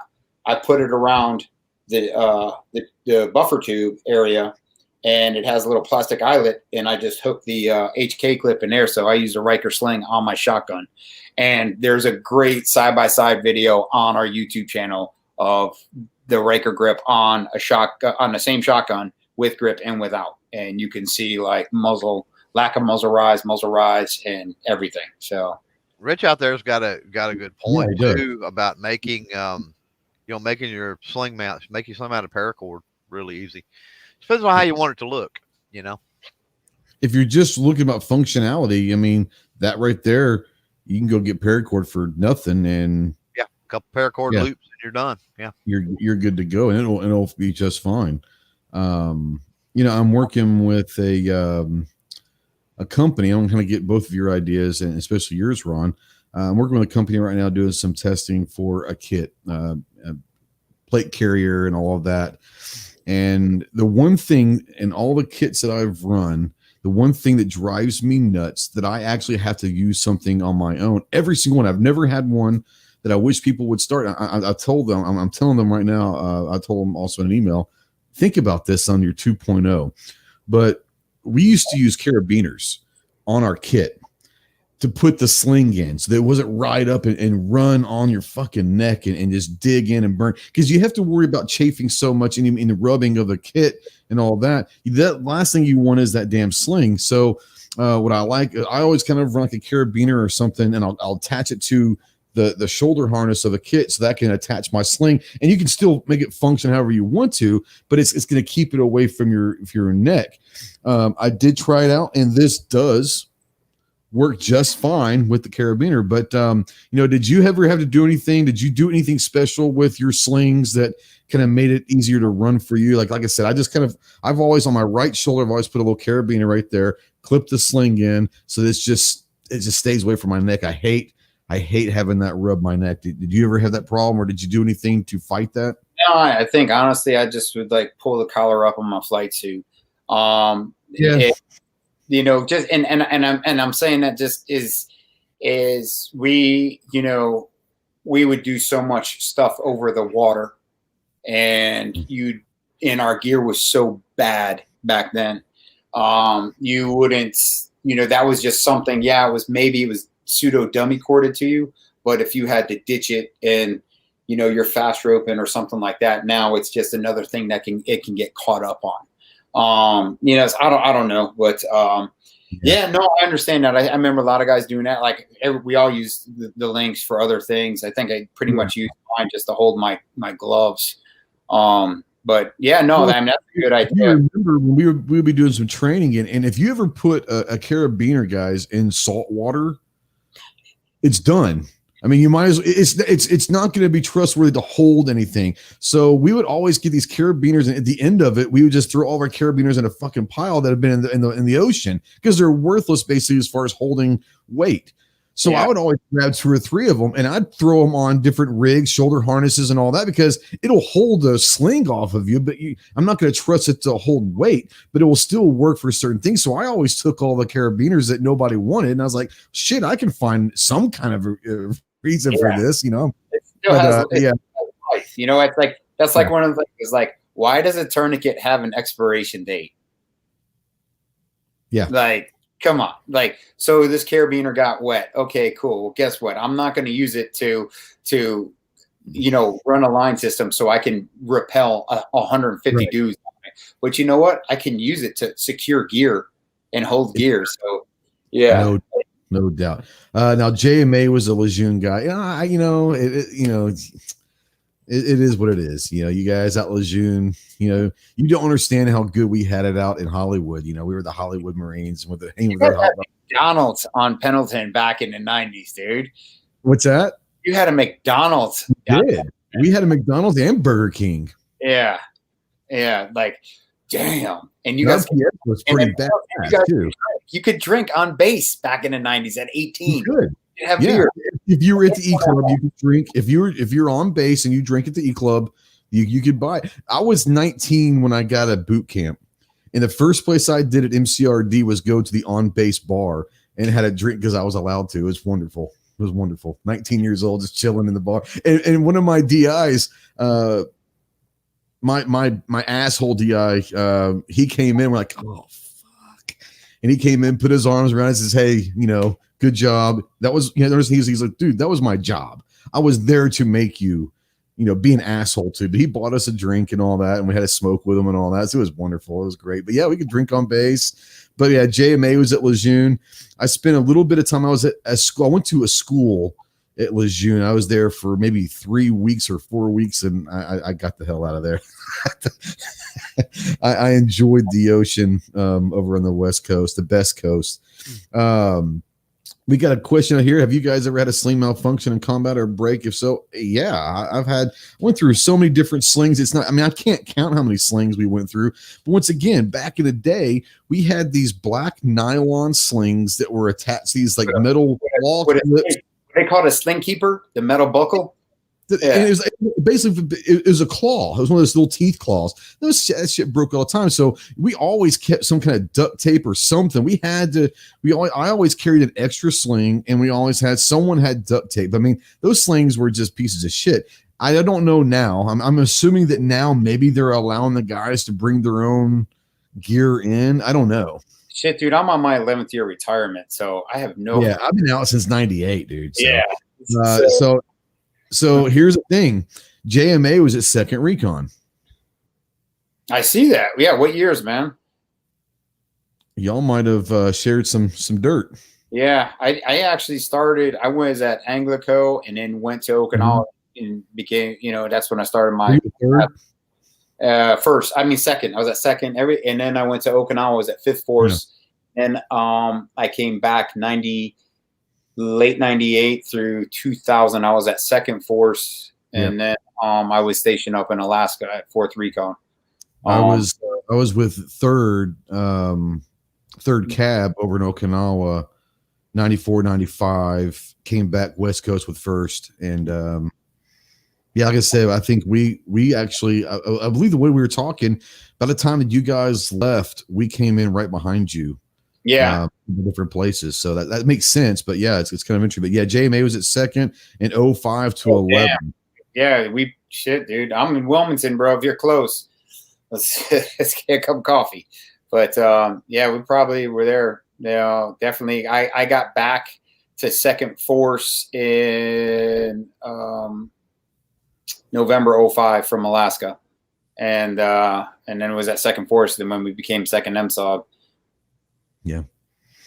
Yeah, it's interesting because when we were talking, when I got out, it was basically when it transitioned from Shrig, and most people don't know what Shrig is. The new guys have no idea what Shrig was. You know, we had Force, you had Anglico, and all that. You had the Muse. In the West Coast, we had 11th, 13th, 15th Mew. By the way, condolences to our brothers out there in the Navy and Marine Corps that lost their lives at Amtrak on the 15th Mew, man. That shit's some serious shit. But I did a video because I'm tired of people saying they need to stop training, and I want to get your thoughts on that a little bit later. But I put a video on that. That's bullshit. We train. That's why we train. We understand there's coherent. There's going to be accidents that happen. There's risks out there. But I want to say to the 8 and 9 Marines and sailors out there that lost their lives, man. To the 15th Mew and 1st MEF and everyone out there, man. We got your back. Hang in there. It's going to get better. But if you're Congress out there, please get us some new shit. Please get us some stuff that actually works and make sure that the maintenance is able to be maintained. That should never happen. An Amtrak sinking should never happen. It should never happen. Yeah. Anyway, talk about that. I did a Unitos in 2000, and the ship ran aground, and right off the coast of Chile, and ripped the screw off the ship, ripped the hull. I mean, it was crazy. They brought the salvage crew down from Louisiana. They came in, they shored up the ship and everything because there was still 8 Amtraks inside the well deck. It's the last flat bottom. Inside? Yeah. And they were putting the computer simulation in, and everything computer simulation showed that when the weight transferred that much, that was actually holding the ship together, basically. And if they went out, they said the ship was going to break in half. Right down. Yeah. I can see that, I guess. So they got it all poured up. The ship, I guess is what you're saying. Yeah. And the ramp was down, and it was a good like 20 feet in the air, right? So these guys it was just like everybody was just sitting there, and it was X Games with tracks. They were like, stand by to launch, and they were like, launch. You realize how big these fucking things are to begin with. These things are massive. They would come, they went off the ramp, and it was like something from a cartoon, dude. They would go off the ramp, and it was like it was just hanging there, and it was completely submerged, right?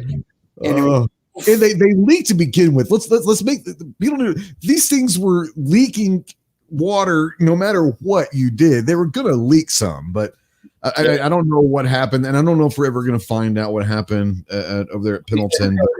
They recovered it and their it was like 400 feet deep. It was a lot deeper than they thought it was going to be originally. I think it was what it was. Yeah. But yeah. Anyways, but yeah. Sorry, we kind of went off a little thing, but yeah, JMA was in from 96 to 16. We was second. Colorado. Yeah. Shit, man, we definitely got some of the same boys, man. That's for certain. Yeah. It's really interesting because, like I said, when we first met, and I heard Shrig. You don't meet too many old Shrig guys. And I was like, Shrig? Did he just say Shrig? And I was like, holy shit. Because it was just one of those things because Shrig turned into something after I got out. And now it became part of like MARSOC. And parts of it became MARSOC. Parts of it went somewhere else. I don't really know where the hell it's going on. But and I was at the Leatherneck Club Wednesday night down at SHOT Show Week. They had the Recon Sniper Foundation party, and some guy asked me, he was, "Oh, who are you with?" And I was with First Shrig. I was with Third Cab and First Shrig. He's like, "What's Shrig?" And I was like, "Oh shit, yeah." These guys don't have a clue, but we had a good time. We had some good times for sure. They went from Shrig to MAGTAF. MAGTAF, and then it went to MARSOC, right? No, and then MAGTAF went. MAGTAF. Okay. And then it went from MAGTAF to MEU and went back from MEU to MEB, and I think it's back to MEU. We went back to MEU and then MEB? It went MEU, MEB, MEU. I think it's back at MEU right now. And then MARSOC was completely just. But they took force out of it and put force over to MARSOC, right? Is that what happened? Yeah, they do. It's a long. Were you there with that transition with force? Because that sounds like a nightmare to me. So when it all happened, SOCOM was like, we don't need any more shooters. Right. We just want your intel. We just want our whole intel. So Third MSOB had at least half a dozen different names. And it started out as FMTU, Foreign Military Training Unit. And then it was something else. And then they just settled on first, second, third MSOBs. First and second are the same. And third is the one that does like the foreign training. Right. So that was that. And then the Marine Corps came back and we're like, well, no, if you want this, it's a whole package. And it went back and forth and everything like that. And then it was then we were at I was at Second Force, and then we showed up one day and the sign on the building was different. And it was just the growing pains were it was rough. And we know what happened with Fox Company and Fred Gavin and all them, and and now what's happening now with the two raiders in the Corpsman, the SARC, who are being tried for murder. It happened in Erbil, and it's just like I don't know why we have we preach like, take care of our own eye and my brother's keeper, but yet when it comes down to it, these people, So I think one of the things that I kind of made me laugh was the outgoing CG of Marsoc was turns out he was wrapped up in some type of real estate scam. Yeah, so that was like you can find that. I think that was on Soft Rep. Big article about that. Pretty interesting read. But yeah, man, I the beginning was so basically they rolled up the colors for first force and second force, then started it, and you had to have a starting pot from somewhere. Right. And then we were like, okay, now we have to create our SFQ, our buds, and so then we came up with, the selection came, and then ITC, and it went through a couple years of iterations before, it funneled down. So there was that. And then now you had the big Marine Corps was like, hey, we need a special operations capability platoon for our ships. We still have this mission. So then I think that then they opened the colors back up, and then that's when they split recon. So now they cut the recon battalions in half. So they took recon, split it, and then the fleet Marines became recon, right? And then the Marsoc guy, is that the process is still the same. They open. I think what they did is they opened it up to like a lot more. Made more. Yeah, made more. Yeah, Okay. Guys can come in dock and everything like that, and have better opportunities than they've had in the past. Or because the fixed recon thing was a big deal. And then that was it. And but I tell you, the trick now, man, those guys are the equipment they're getting now, and the training and stuff like that. Better stuff. So much better. And then but prior to all that was Det 1. Yeah. Det 1 was the experiment, and they blew it out of the water. Those guys crushed it. Yeah, and they then did. I felt bad for all the guys that are in Det 1, because all of a sudden they showed up to work one day and they're like, you got orders. And they rolled up their colors, and they're like, what the fuck? So and that was the experiment. Just the idea of that experiment was awesome. And I don't think anyone expected it to go well, honestly. And they fucking kicked. They showed that we can still do this shit, I'll tell you is the two senior enlisted they had, Master Guns Keith Oakes and Master Guns Chunks Padilla. Those guys, like, Padilla's a badass, dude. They're legit. But I would tell you is Oakes, even to this day, like the WWJD, what would Jesus do? Mm-hmm. Mine is WW KO. What would Keith Oakes do? And this guy, the way he trained us in our shooting packages, like, he is in my head. So when I'm running my classes and I'm writing my little POIs to train soccer moms on, how to like drag a body and shoot and do a tourniquet, and all that stuff, I'm thinking of him. I'm thinking like of his standard of how can I meet that? How can I continue to be on that level? And like, I remember one day we're sitting there and we're like, our shooting packages, I think, were 12 weeks, and we're on week 8 or 9, and we're doing off-range stuff now. We're doing like helo inserts and everything like that. And he comes out and he's like, hey guys, he goes, check it out. He goes, we got the helos on station for X amount of time. And he goes, we're going to do right now, we're going to rehearse. We're going to do 15 fast ropes, full kit, full mission profile, boom, land, get back on. Dude, we didn't do 15. We did like 30. Right. You feeling today?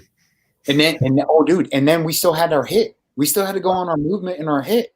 Right. But this is how he pushed us. Right. And it was just like, he would make us do with the welder's gloves, our fast rope gloves. We would do room clears. We would do the old leather gloves. Holy shit. I remember those. Leather we had leather ones. Oh, we had black leather ones. Yeah. We were black leather ones. Yeah. Those fuckers didn't work. No. But so he would make us do things like that, and just different things, just getting you to use, like, I like to say, both sides of your brain. And So having him be the one who sets the tone for that. One of my closest brothers, Andre Bozier, Bo, who I mentioned earlier, Bo, was telling me, he was just like, dude, it was crazy. It was insane. And they were just like, they were making everybody was a super soldier, and it was awesome. And they had great success, and it proved that the Marine Corps deserved a seat at the table of special operations. No doubt. I think everyone knew it, but I think that everyone thought that maybe we were a little nuts, little too on the edge, almost. Marcus Luttrell said, he's like, oh, dude, he goes, you want to like end something? Kick the media out and unleash the Marines. That's right. He's like, they will kill everything. I've got several friends that are SEALs, and they actually said the best SEALs that they ever had were converted Marines that got out, joined the Navy to be a SEAL. They said that the best SEALs that they ever had were Marines that came over, because especially during Buds. He said during Buds, they ran that shit. Like, they were ultimate leaders right away. And it's like, we had a problem, the Marines. So it's just one of those things. I know we're talking Marines. I know Clover's probably falling asleep right now, but I want to ask you a question, because you remember this. So you were in Okinawa in early to mid 90s, correct? I was there in 90, 91, and then back there late 95 to 98. Okay. So were you at Hanson or Schwab? God's country, Hanson, Kenville, baby. All right. So anyways, so I was at Hanson, obviously. And so do you remember? Well, okay. So you remember in the early 90s, there was a different E Club than there was when you got back in 98, right? Mm-hmm. Do you know what happened to the old E Club? You burned it down? That was us. I swear to God, we were getting ready to we were doing a workup, and we were getting ready to do some shit. And our old crusty ass chief warrant officer, they were getting ready to demo they built a new E Club, and they were going to demo the old one. And we had a crusty old chief warrant officer that says, hold on now, country guy. He goes, let my boys do this. And so we came in on a Thursday night at fucking midnight, right? Spy rigging in. The whole base is going, what the hell? We're flying in with 53s, just flying in. So we had an old Navy corpsman that played. We had a hostage rescue inside the E Club, and one of our corpsmen played the rescue guy. So he was in there. So we set the perimeter up, did the rescue. As we got out, we're loading up, and our demo guys are loading this shit up, and then we fly off, and you just hear this boom. And they destroyed that E Club. It was the coolest thing that they let us do that, because they were going to demo it anyways. So let my guys get some work in there. If we're going to do this, let's do it right. And it was on a Thursday night, like midnight. Like I said, Hanson's a small base, all the barracks. We flew with those 53s right on top of the roofs of those damn barracks, and people were like hanging out the windows going, what in the Sam hell's going on? And we're like, we're spy rigging and going, what's up? It was pretty fun. We had a good time. Yeah, we destroyed that in 90. Man, that was early summer of 95. Yeah, that was awesome. We had fun. We destroyed that back there. I don't think it was. I think it was like the old aid station. It was an old hospital, and we got to use that until there was nothing left. We used it for that's where the SOTG ran their breaching course, so you could breach indoors, the windows, the doors, and everything like that. So yeah, repurpose, reuse. So my wife's from Okinawa. I met her at a bar in Okinawa. Married 25 years, love of my life, awesome. But every now and then she keeps a jab at me. So she hears me. I'm in my office, but she hears me talking about us blowing that shit up in Okinawa. She just sent me a text. She said, and do you wonder why the Okinawan people protested? Just saying. They fucking hated our asses there. They did not want it. Now, the younger people wanted us there. But the older Okinawans, I'm sure they were still doing it but they were protesting. He says, and you wonder why we were blowing shit up at midnight on a Thursday. Yeah, I can see that. Yeah. We probably weren't the best guest in the world. All right, shit. We can talk about this shit anytime, all day long. Clover, do you have anything that you want to ask or bring up with Ron before we start sweeping the floor? Well, I just sent an email to that ideas thing because I think Ron's missing the boat here. I've got a wonderful idea. It'll make a ton of money. A Riker grip that takes Glock mags. That's all I got to say. What is it? No, what did he just say? A Riker grip that takes Glock mags. $1 million idea. So you're saying like your extra mag goes in the bottom of the grip? I don't know, but everything now has to take Glock mags, dude. Well, if you're running a PCC, that would actually be a pretty, I don't know, it'd be an interesting idea. I'm still waiting, and like I say, I know that you're coming with the integrated controls with the grip and all that, all that. So I think that one's going to be there'll be people already waiting for that one. I know that was coming. When that comes out, the integrated controls for electronics and all that, that's going to be a game changer right there for sure. Yeah, and that's our goal is to make the joystick of the weapon, but hey man, this was an idea that was in my head, and and now it's real, and it's fun. I'm really fortunate to have the partners that I do, and more importantly, my wife. My wife works from home, and I get to spend every day with my son, other than when I'm traveling and stuff like that. So that's the coolest thing, right there, and so that. And there's a time between your son and Ryker USA. You want to that's a kind of a cool story. The company's named after my son. We were awesome. So my partners are Navy, and in the Navy and the Marine Corps, when you're on ship, there's a term called shipmate. When you're on a ship, respect your shipmate. Respect your shipmate space, because we were all shipmates on the same vessel. And it basically is kind of turned into like the phrase devil dog. Might as well just call someone an asshole. It became a derogatory term. So our first company we started, our LLC, was Shipmate. And we just thought it was hilarious. And we had a great logo. And it was like a classic, like traditional Navy style logo. And then when squid get pissed or what? Huh? Do the squids get pissed or what? No. Well, my partners they're both Navy. So you're all for it. Let's do this. Oh, they thought it was hilarious. Yeah. So we went with it. And then when we became a C Corp, we had to change our business model.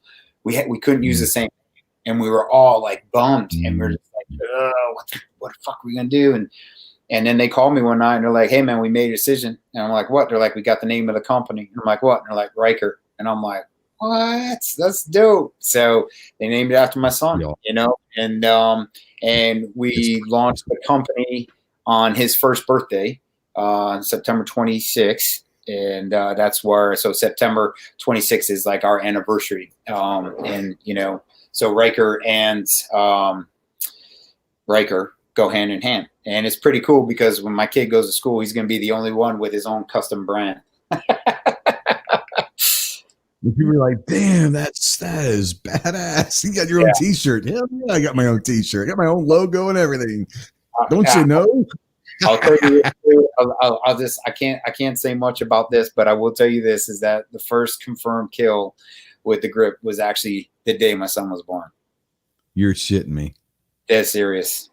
That's awesome. Yeah, so that's pretty legit right there. That's awesome. So JMA's out there, and he said, "Oh, hold on, wrong one." Said y'all should come help me run my winter survival class. I love the snow. Let's do it. Where is it, man? Yeah, I'm in. So, just let me know. I'd love to come out there. Mandatory carry wants to know devil dog's an insult. No, but it's turned into, they think that it's an insult. They jarhead, the whole jarhead devil dog. I mean, people take it differently. When we were in, it was means, Yeah, and what it's turned into is instead of having a conversation, the lifers, the knife handers, hey devil dog, it was just used in holy shit. That's a great term. I've never heard that. That's a great term. Yes. It was a negative connotation. It was just anytime you heard it was when you were fucking up. And it wasn't like, oh, good job. And you would get good job, Devil Dog, but nine times out of 10, it's because hey, Devil Dog, get your hands out of your pockets. All right. Yeah. No, and you're right. You're right. It was never used in a positive way. What about Leatherneck? We didn't use Leatherneck a whole lot. It was never something that we obviously knew what Leatherneck was, but that's not a term that we use. We didn't call the people Leatherneck. We didn't get called Leatherneck. Maybe an old timer would or something like that, but Leatherneck was not a term that we use actually in a day-to-day term. We didn't use Devil Dog a whole lot unless it was, like you said, it's like, listen, Devil Dog, what the hell's wrong with you? Or whatever. We didn't use it. I always like you like the staff sergeant or the mass sergeant and be like, hey, Devil, come here. Let me talk to you. Like, hey, Devil. So they cut it in half and they were like, Devils we used a lot. What's up, Devil? And I still use Devil. I mean, I'll still say, what's up, Devil? Yeah. We never used Leatherneck. I mean, I never heard Leatherneck used in like normal conversation ever. So boot camp, I don't know. And then I don't know. We didn't use Leatherneck a lot. I was gonna say 2 years ago. I heard Dumbass a lot in boot camp, but I didn't hear Leatherneck a lot in boot camp. and a lot of other words. Patriot out there, shitbirds. Yeah, Patriot as another Marine out there. Shitbirds, man. I had a shitbird for a bunkmate in boot camp, and it was like 2 or 3 weeks in. His name was Mitchell. I remember Mitchell because I'll never forget that fucker. He said something at Reveille and during boot camp, like second or third week, first phase, said something smart ass to the drill instructor. And his ass was thrown up against the wall, just getting pounded on. We went to chow. We came back and all of his shit was gone. We never saw him again. So Mitchell was gone. But we use shitbirds all the time. We used shitbirds all the time. I probably was a shitbird, honestly. There were times I was definitely a shitbird. There were times I was not the most motivated Marine you've ever seen. What's funny is I know you'll remember this poster, and I thought about it, and I was talking about this the other day, and using it in reference to being an American. And there was that old poster up there, and it was like, if anybody ever accused you of being a Marine, is there enough evidence to prove it? And I remember seeing these posters, and they were like, they were basically like, cut your hair, fucking, grooming standards, get your hand out. Like that's like the bullshit was going towards. But I grew my hair out to the longest. I went low reg, and I grew my hair out the longest they would allow in an inspection, like to the millimeter. Yeah. Dude, I have my ID card. I kept my ID card when I was a gunny. When I did a really cool trip to Yemen for 0304, and dude, Wolverine, big beard, long hair, everything on my ID card. It was, and I kept it, and I have it. It's in my safe, so it's it's pretty cool. That's a pretty cool accomplishment I was able to get done. You got that taken when you were over there, or when you just got back? No, we were, because we had the relaxed grooming standard card and everything like that. So, when we passed through Tampa, we all got new ID cards in Tampa. So you hadn't made it back to base, and they didn't have to make you shave yet. So that was perfect timing. We did have our way going. Oh, going. So we had it. I had that thing. I used that thing forever, and it's funny to just like. I mean, I'm going through the gate and like showing this, and people are like, it's funny. I came back and I went up to I always, because we transitioned in and out of Tampa, and I drove up to Paris Island. So we were like, hey, let's go.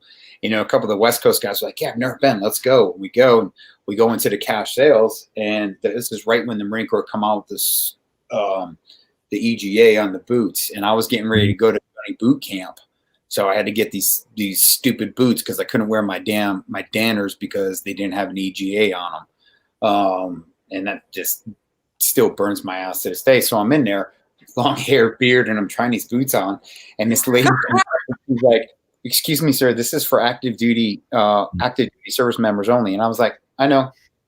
Yeah. And I sit there and she goes, sir, I don't think you understand. I'm in E7. I'm good.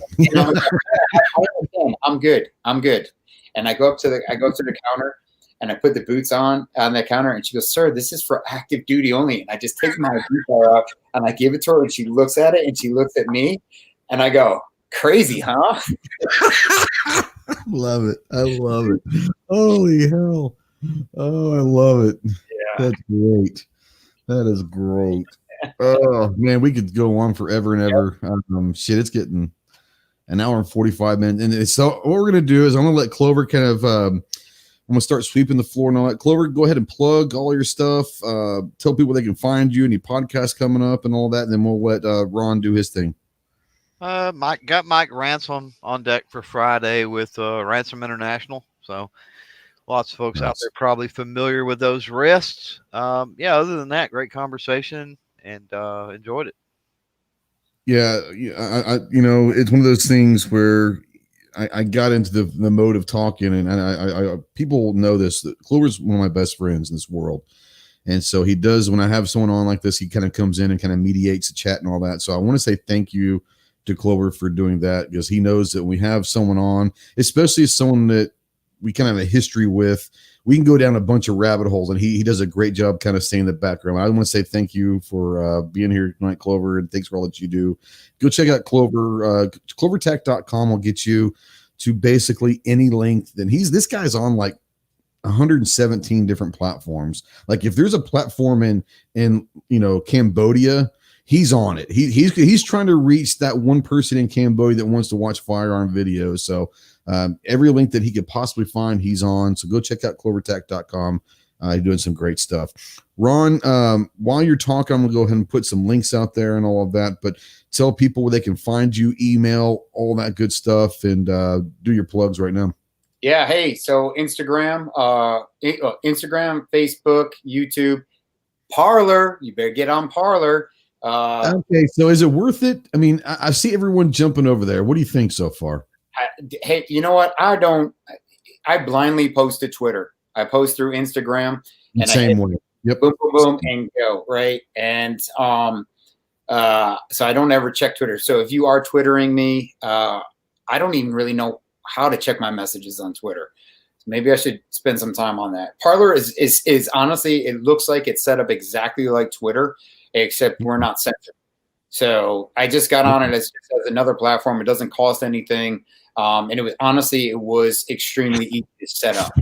So we are Ryker USA, RYKER USA on all those. I'm also instructor one, spelled ONE, on Instagram and Facebook. So I just post on all of them, just trying to get it out there.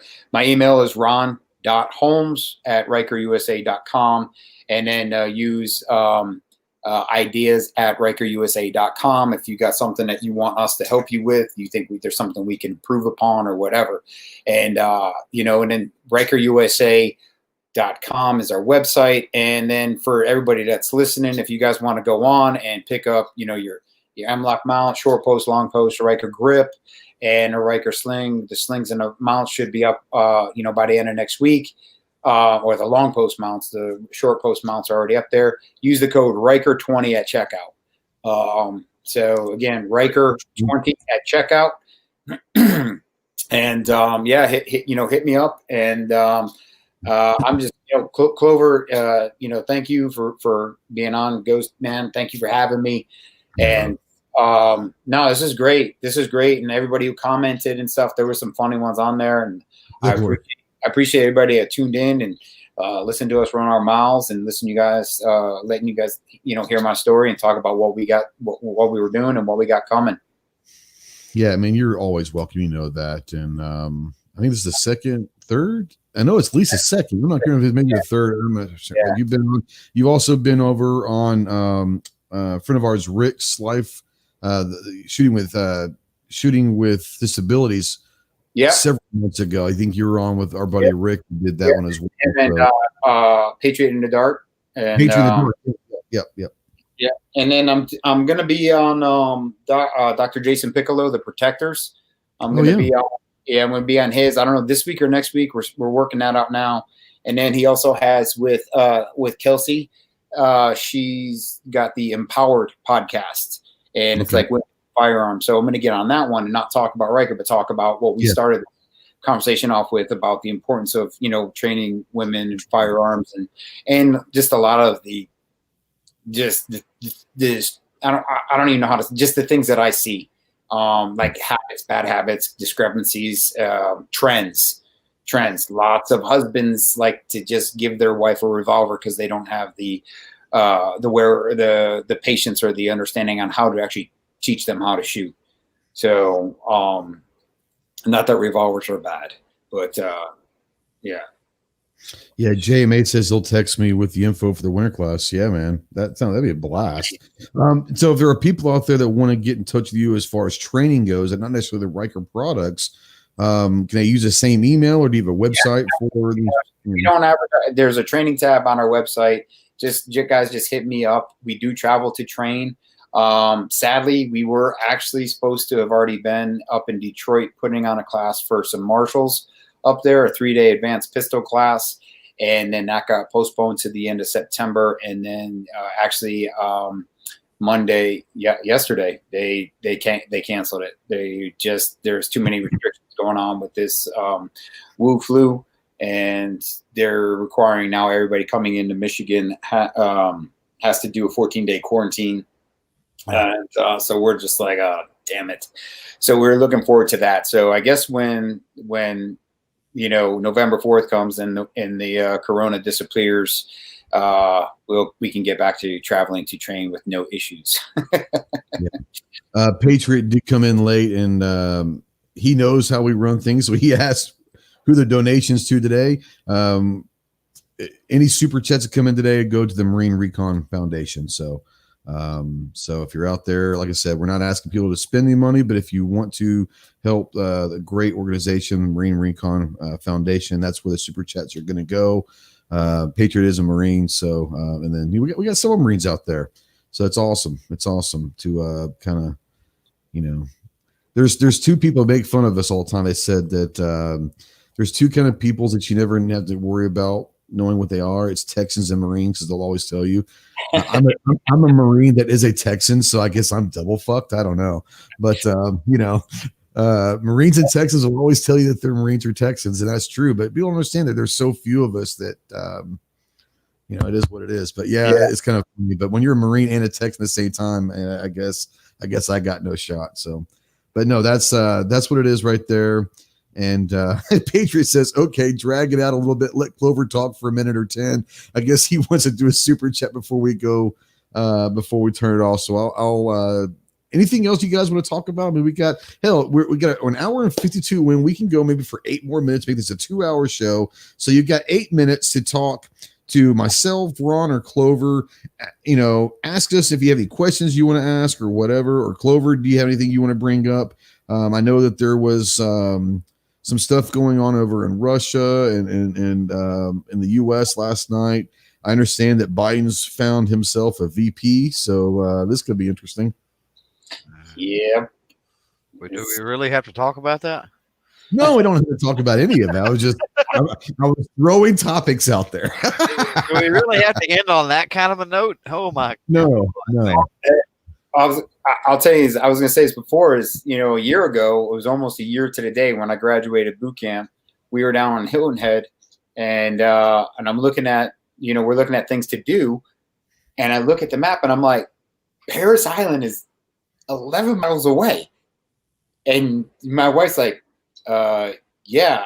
And I was like, we've been down here a whole bunch of times with you. I didn't even realize this is where. And she's like, let me ask you this: are the sand fleas as real as people say? Are they real? I was there in November. I went to boot camp in November, and yes, they were there then too. I've heard they were shitty, but we didn't have to worry about it. Hollywood Marines, we had to worry about getting suntan. Yeah, I know. Your hair grow and your eyes and stuff. Yeah. JMA wants to know if we still peaked at 0400. Hell no. We yeah, so we went, took the family, and dude, I got to go and stand on the yellow footprints again. And so I put out a post a couple weeks ago. I think you saw it on Instagram. And I just put a picture of the footprints. And I said, some of you guys will know what this means. If you do, simplify or whatever. And and I put it in a post on in a group on Facebook, and I said, first thoughts. And it was crazy. All the the people's like, oh fuck, and what have I done, and why am I here? and I honestly, and I don't know about you, I don't remember the yellow footprints. Like I remember them. I don't remember like the whole like being like holy shit. But I think I was already mentally prepared to like just keep my fucking head down, because physically I wasn't worried about boot camp. Physically, boot camp was a breeze for me, but I was a big time smart ass, and all I wanted to do was not say anything that would get my ass whooped in boot camp. So I honestly don't remember like actually being on the yellow footprints. Maybe my mind has just kind of blocked the first 2 days of boot camp out. I don't know, but I don't actually remember. It's sad. I wish I did, but I don't remember standing on the yellow footprints. I remember, dude. I remember all of it. I remember like we were getting off the bus, and they put us on the bus in alphabetical order. So I was like in the middle, and Same here. We're getting off the bus, and one dude falls, and he gets trampled because they're like, "Get on the bus, let's go on the bus." Yeah. I remember like just having someone grab me by the back of the head and just like throw me, and I'm just like, Brant, I'm just standing on the footprints, and then I remember going in, and it was like, holy crap, and then I remember this dude O'Brien. O'Brien was the dude who showed up with his jean jacket in the patch, that old school 80s iron-on patch, soon to claim the title Marine on the back of his jean jacket. Right. So this was oh, that poor bastard. This is a joke about O'Brien at boot camp. I haven't thought about this in years. And we had the three phases of boot camp, 3 phases of O'Brien. Drill instructor says, O'Brien, huh? First phase. Second phase, O'Brien, what? Third phase, O'Brien, what, sir? Like, what? This kid is like, that he was an ASVAB waiver like that you would not believe. But all right, so I told you about Mitchell, who got his ass because he said something to the drill instructor. Yeah, right. What he said is Mitchell didn't want to get up, okay, during Reveille, and I'm on the top bunk, and I'm going, this fucker's gonna get me in trouble, right? I'm gonna be fucking dead because my bunk mate is still in fucking bed, and Sergeant Habecker, we call him Hardballs. Habecker walks up. He's like, Mitchell, it's time to get up, Mitchell. And all of a sudden you heard, give me a few minutes, Sarge. And I was like, and the whole fucking squad bay was just like, just stop. It was like, oh, fuck. Needless to say, like I said, took care of him. He said, get to chow, get outside. So we all ran outside. We came back from chow, and his shit was gone. Like, there was no, like, he had never been there. I was like, oh, but give me a second, Sarge. I was like, oh, I'm thinking I'm done because he's my bunkmate. I'm like, I'm fucking done. I'm going to the pit, and you'll never see me again. Anyways, a couple quick questions real quick. Let's see here. Patron of the Dark, thank you, brother. 1999 is going to the Recon Foundation. Mel the Nut wants to know favorite crayon color. Grape. I mean, the crayon thing wasn't a thing when I was in. So, but I have fun with it. I had reviewers send me some crayons that no shit. Check this out. It's not just crayons.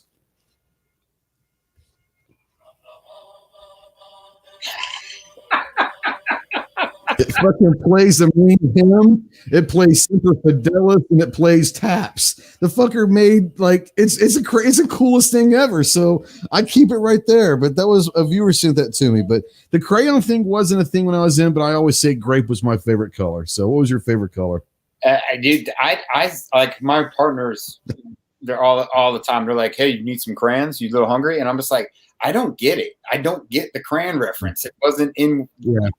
We're so dumb to eat crayons. That's why it's so funny. I was like, 147 IQ. I'm not dumb, I I'm just like, I mean, there's better ones, but I tell you what, like, but they're really doing good with it. Like I saw the magazine, the AR magazines that look like crayons, and like, yeah, it's pretty funny. Yeah. But I gotta get one. I gotta get one. That's awesome. So people, I'm all for it, but get creative. Get creative with the crayon joke. So this dude sent me a singing crayon box. Love it. Love it. Mel the Nut says, y'all don't. Wow. He's a fly boy, so we got to, give him that. But he says, y'all don't know how rough we had in the Air Force in San Antonio in July. I'll give him that. I lived in San Antonio for a couple of years, and in July, it's fucking hot. But don't tell me that you had it rough in boot camp. Don't start with me, fly boy. There ain't nothing that you can do that can convince me that y'all are playing golf during boot camp, probably, honestly. No, just kidding. Not really. Let's see here. Code name Hard Hat. It says 41, too old to join the Marines. Hell, I don't know. Probably. I think it was 28. When I was in, I think it was like 28 or something like that, wasn't it? I was 38 with a waiver. I don't know. You can go to 38 with a waiver? I didn't know that. We had a guy that was 27, and he said he barely made the cutoff. This is back in a long time ago, but I think that Mel the Nuts going off. He says, you guys got all your meals prepackaged in MREs. We had to wait in line for them to grill out our food and boot. All right, so this is no bullshit. So Okinawa, Kadena Air Force Base, and it was about an hour south of where we were, 45 minutes. So they were doing like construction, or they were remodeling or whatever to the airmen's housing quarter. I don't want to call them barracks. They were housing quarters. They lived in condos, like legit condos. And so they were doing some work. So they sent some of them up to Hanson to where we were, because we had some of the barracks were empty when guys were out on float or whatever. So there was always empty barracks. So they show up, and like they were there like literally 2 days, and they were gone. We're like, what happened to the fly boys? And it says, oh, they moved them down to what was it down south? The headquarters. Foster. Oh, Foster. Yeah. Camp Foster. They moved down to Foster to the officers' quarters, because that was what more realigned with the living conditions that they were accustomed to as E2s and E3s in the Air Force. They were living in O2, 03 housing quarters in the Marine Corps base. And there's like, oh, we can't have the Air Force staying in the barracks. It's unsatisfactory living conditions for them. I was like, fuck, fuck it. Go. So the Air Force, it is what it is. You guys had grills, you guys had some nice restaurants. Now the Kadena Air Force Base had a steakhouse, which was pretty good. Kadena Air Force Base. So the one of the things I remember, you remember the Airmen's Club, the club card, the Air Force Club system. Yeah, that was like right on. Was it Gate? It was right close to Gate. It was close to Gate 2 or? Yep. Yeah. Okay. Yeah, the Airmen's Club. Go for over there. Yeah. Yeah, and then they went on this like whole thing, like they weren't letting Marines into the Airmen's Club because, well, I mean, go figure. But at Forts, we were friends with the PJs, and they took us over, and we had to go, man. We all got our Airmen's. Yeah. We all got our cards, our club cards. So we would like constantly go all the time. So like that was our little spot, and it was great. It was great. We'd go and we'd pre-flight on. We would get. They had barracks rooms you could rent for the weekend, like a hotel. No. Yeah. So we would rent we would rent these rooms. We would go. We would pre-flight over there, and then we would go out in town off Gate 2. Was it Pyramid and Manhattan's? I know you remember Manhattan. That's my wife was at Manhattan's. No shit. Like when I first got there, we went to Apple House. I loved Apple House, but then it closed down. And then so you had New York. We would go to New York first because it opened up before Manhattan. But Manhattan was my jam. That's where I met my wife, was at Manhattan's. And it's a parking lot now, bro. It's a parking lot. It sucks. What? O House was around the corner. They tore it down. Yeah, and then you had 8 Beats that I couldn't go to. we were not welcome. Yeah. But yeah, Apple House was fun. But yeah, Manhattan's where I spent when I was in there. I spent like Friday, Saturday nights at Manhattan. Man, I love that place. That was because they had the best music. They would play everything. They play rap, R&B, but they would also play Nirvana. They would play at that time the play Depeche Mode. Everybody lost their Depeche Mode. Yes, they'd play James and all that shit. The Smiths. They play the Smiths all the time. I'm like, hell yeah, I'm in. Yeah, man. Shit. JMA wants to know SEER, man. I did SEER in '95 at Camp Fuji in mainland Japan. That's where I did SEER. Where did you do SEER? Maine, Bangor, Maine. Oh shit, that sucks. October in '90. Was it cold at that time, or was it still nice? So funny story. We get up there. It was the end of October. I actually got promoted. I was a Lance Corporal when I went, and I got I was a corporal. I was a Lance Corporal. I was a corporal. I was a corporal, and I got promoted to sergeant, but I didn't put it on until I got back. That's right. Yeah. So it was like 92, 93. I can't remember what it was, but anyway. So yeah, we're four. It was 94. I'm sorry, it was 94s. Yeah. Yeah. All right. I'm sorry. 94. So we're up there. It's the end of October, and they're like, "Hey, we're not going to give you guys the extreme cold weather gear because it's not supposed to snow for another 5 to 6 weeks." And we're like, "All right." And that cold weather gear would have been like bunny boots and like a parka and stuff like that. So we got your basic field jacket liner, sleeping bag, poncho liner, in your rucksack. I had Danners on, and there was 2 other dudes who had Danners on. And sure as shit, we're in there, you're in your classes, and then we're in the first night of group E&E, setting up our little high sites and stuff, dude, and it starts dumping. Dumping. And I'm from up there. I'm from New England. So I know, like, I knew what was coming. I just knew. So a lot of these dudes, they were putting on their long underwear because they were cold all day. And I'm like, you guys, I'm telling you right now, you're messing up. I'm like, you need to be cold. I was like, when we stop, that shit's going to be wet. Dude, I was like, dude, these dudes are like freezing all night. I woke up refreshed. I was warm. And I think part of what warms my core temperature was knowing how miserable everybody else was. Yeah. So, but no. And then we were just like trudging along the whole next day. It was like through snow. And these dudes, these pilots and shit, had their steel toe boots on. And like, I saw dudes like fucking weeping while they were walking because their feet were so fucking. Their feet they're bleeding. I guarantee they're bleeding. Yeah.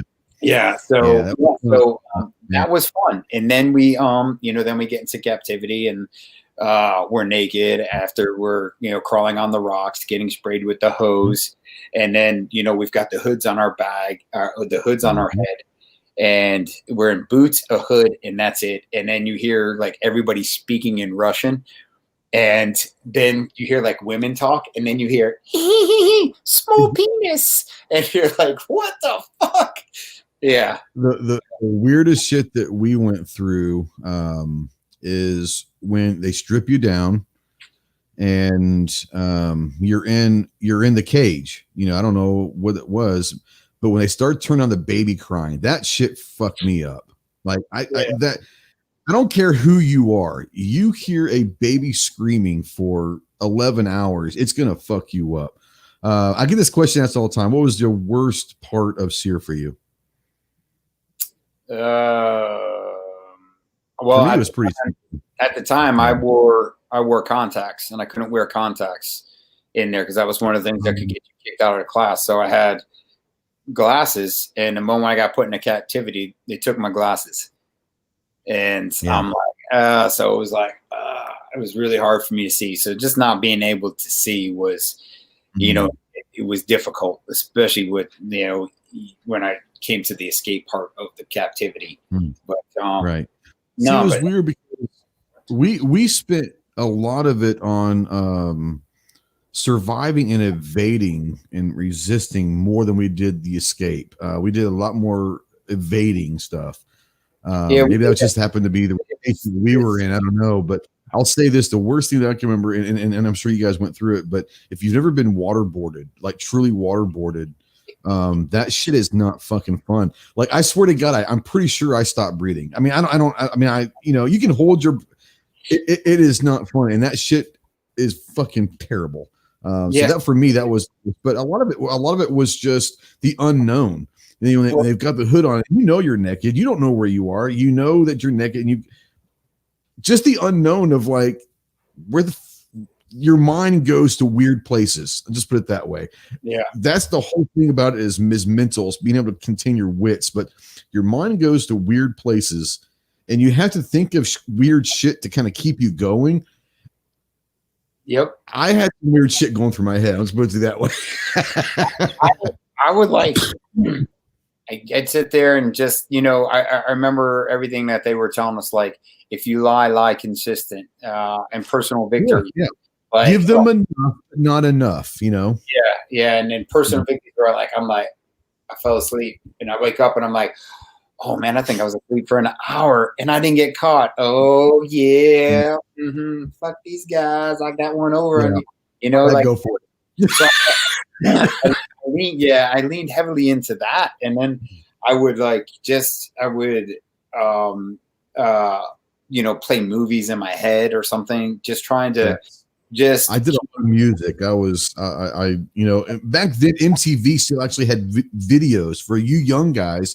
MTV had videos, so in my mind I was singing, trying to remember what the video looked like, trying to get my they don't know what videos are anymore, but we in the box. Weird shit. Look at weird. The fucking banging. Yeah, fuck that, dude. Well, when they hit the box, you have to like sound off with your war criminal number and everything, and it was just getting so loud and chaotic, dude. I actually started a box. Okay, I mean, when we're talking a box, it's a fucking box.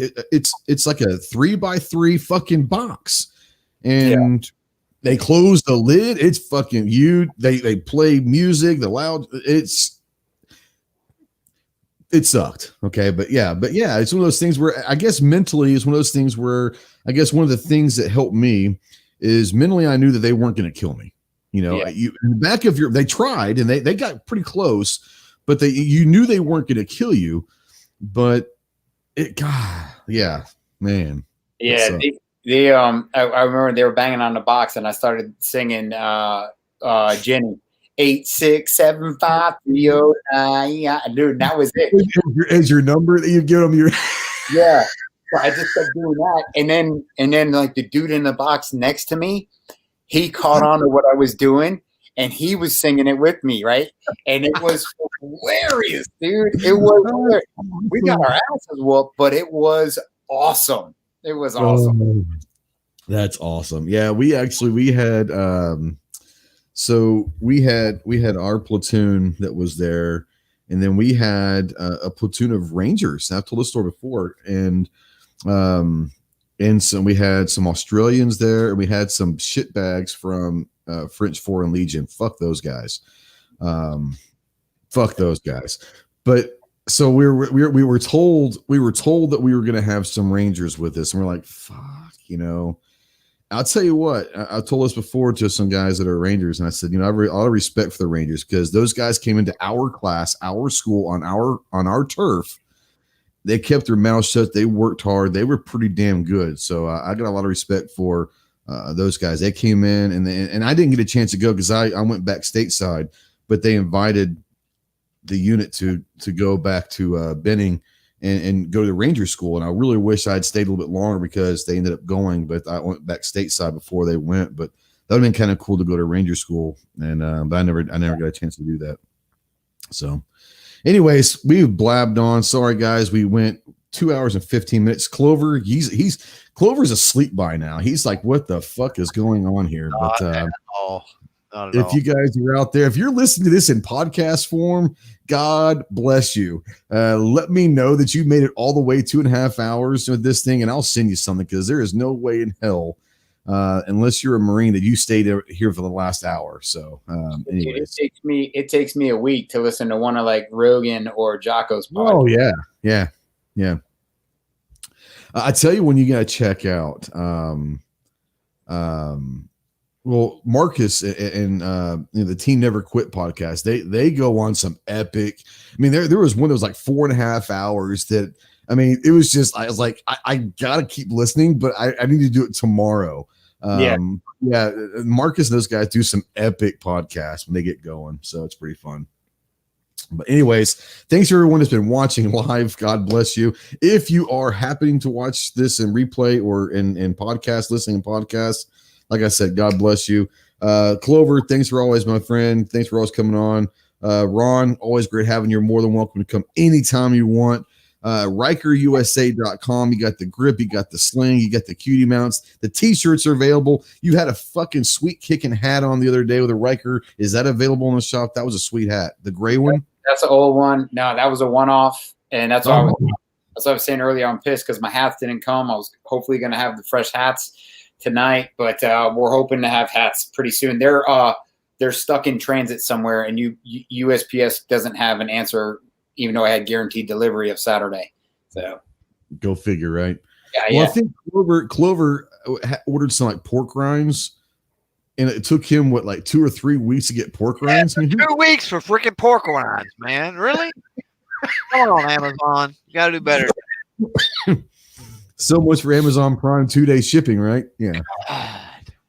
All right. Alice in Chains in the Man in a Box. Yeah. Ironically, that was one of the songs that I sang because fuck you, I mean, it was mid-90s. Alice in Chains was big.